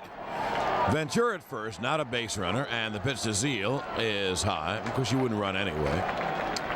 Now, Nelson came on, and for whatever reason didn't have it. Single home run Piazza and single Ventura. And the Yankees' 6-0 walk in the park is now 6-2. Another runner or two gets on. Uh-oh. The 1-0 strike, and the count 1-1. So Nelson was strangely ineffective, and, you know, Joe had him measured up against the kind of right-hand hitters that he wants Nelly to get out in this series. That he got out last night. And Nelson pitched great last night. It'll be a 1-1 to Zeile, and the pitch strike on the inside, the count 1-2. And that's where you want to get the pitch to the right-handed batter. That's something that Mariano wasn't doing in the middle of the season. He kept throwing that cutter, so what the righties would do would just swing late and hit the ball to the right side. He was giving up some big base hits. But as of late, starting in September and into October, he's busting that 4-seamer in on the hands. It'll be a 1-2 to Zeile. The pitch swung on and hit in the air to deep left. Back goes Bellinger on the track near the wall. He makes the catch at the wall and fires into second. A nice job by Bellinger tracking that fly ball, and when he caught the fly ball, his glove was at the top of the wall. That probably was a 2-run home run. They got a pitch up, a fastball, and away. He allowed Zeile to extend the arms, and he really gave it a ride. Bellinger turned the wrong way, but then corrected himself, got back to the wall, and if he didn't steal a homer, he certainly stole an extra base hit. And we're trying to see a replay now. Looks like he might have taken a home run away. But nonetheless, a very nice play by Clay Bellinger. Imagine how scary it would have been if that ball went over the wall. It would have been 6-4. Well, one away. Here's Benny Agbayani. Rivera deals foul back in the count 0-1. Well, Mike, we didn't see a good replay. Well, now we will. Now we have a close-up of Bellinger going back, reaching for the wall, his hands against the wall. I don't think it goes out, John. I think it hits off the top of the wall. But right at the top, Right too, at the top. because his glove was a little in front of the wall. So probably comes down on top. It'll be an 0-1 to Agbayani. The pitch is inside. And the count 1-1. Now, tell you what, it wasn't far away. You think Zeile is a somewhat unlucky hitter in this series? There'll be a 1-1 to Agbayani. Ventura at first with 1 out of the 9th. Pitch caught on and missed. And the count 1-2. Now that is the Rivera cutter, but to a right-hand hitter, it goes down and away, slider-like. So last night, Zeile hit the top of the wall for a double. Tonight, Bellinger catches a ball on him at the top of the wall. And Zeile had 2 hits tonight, so he has been the toughest Met hitter for the Yankee pitchers. It'll be a 1-2. Fouled away. First base side out of play, and the count holds at 1-2. Meanwhile, there's 1 out, 1 on. The Yanks have a 4-run lead, and they're 2 outs away from going 2-0 in this World Series, and 2 outs away from winning their 14th straight World Series game. And that is an all-time record. They set the record last night. That'll be a 1-2. It's hit on the ground. Base hit to left field between third and short. Stopping at second is Ventura as Bellinger throws in. And now the Mets are 1 batter away from putting the tying run up at the plate. Now here's a left-hand hitter, Lenny Harris. And what they say is sometimes, most of the times, Mariano is more devastating against lefty hitters than he is against righty hitters. Why? Because he throws that cutter that sails in on the hands. He breaks a lot of bats of left-handed batters, and I think he looks down there. He's probably happy he sees a left-handed hitter right now. Harris is 0 for 6 so far in the postseason with 1 run scored. Let's put it this way, Mike. If I was putting up a pinch hitter against Mariano, I would put up a right-hand hitter rather than a left-hand hitter, the reverse of what you normally would do, because he's that effective against the lefties.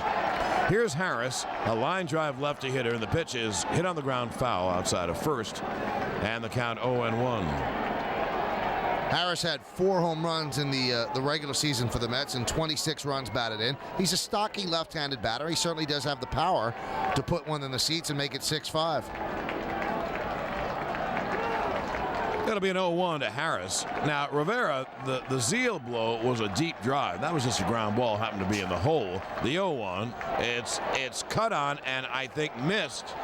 And the ball got away from Posada, so the runners moved to second and third. It was a foul ball. The runners would go back.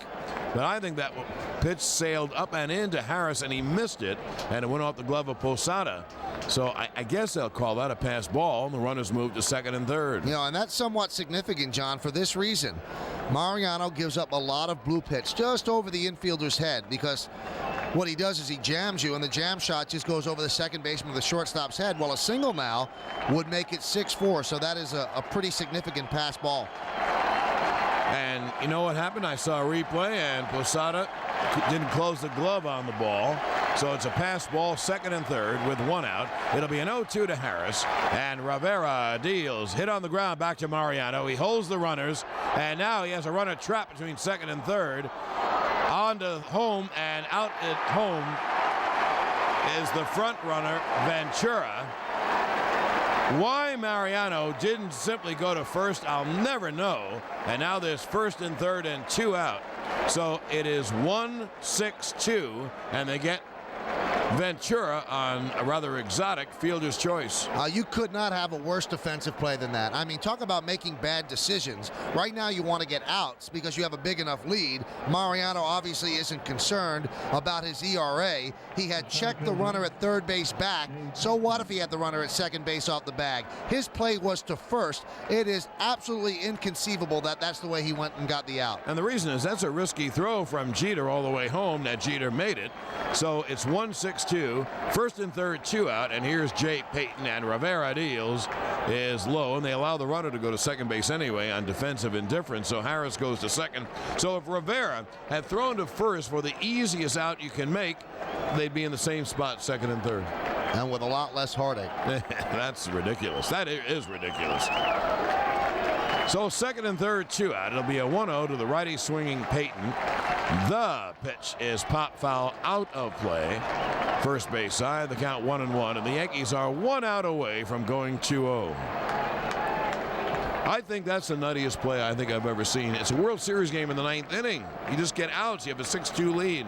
And he's such a good athlete, and he's usually a fundamentally sound fielder. And for him to make a play like that, I don't quite get it. Agbayani at third, Harris at second, 2 out, top of the 9th. The Yankees with a 6-2 lead. It'll be a 1-1 to Payton. Rivera deals, swung on and hit in the air down the right field line. If it's fair, it's gone. It is gone. Oh, it's a 3-run home run for Payton down the right field line. And the Mets have scored 5 runs in the 9th and now trail 6-5. That's pretty amazing. I mean, to see that happen to Mariano Rivera, and just what we said about right-handed hitters taking the ball down the right field line, pitches away, that's exactly what Payton did. And here at this ballpark, it's dangerous because right field is the short porch. And Mariano Rivera, who hadn't given up a run until Game 6 against Seattle, now gives up 3 runs in the 9th inning. Pretty darn amazing. And now Bobby Valentine leaves it in the hands of Kurt Abbott, who I believe yesterday, John, had a double against Rivera to right field. He hit one over the head of Paul O'Neill. So 2 away, and here's the tying run. Would you believe that?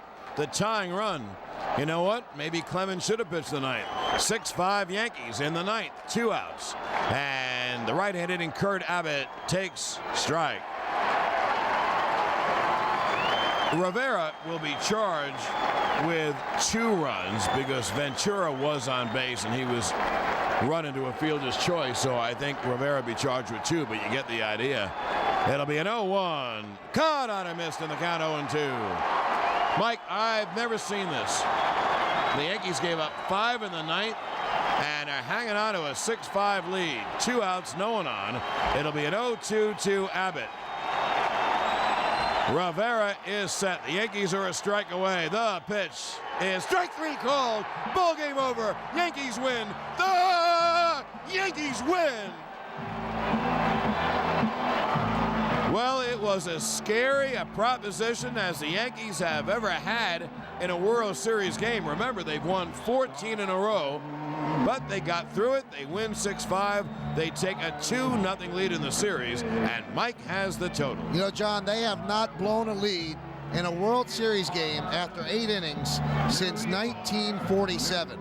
And they almost blew it here. And this was a 6-run lead. Here are the totals. Mets 5-7-3, leaving 4 runners on.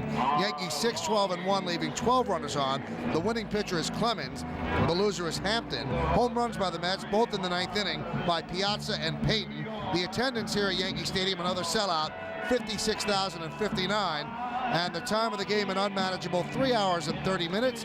Brought to you by William Barthman Jewelers, located at 174 Broadway in downtown Manhattan. Call 212-732-0890 for details. And right now we're going to toss it down to the field where Matt Devlin has a Yankee that he is going to speak with. Matt?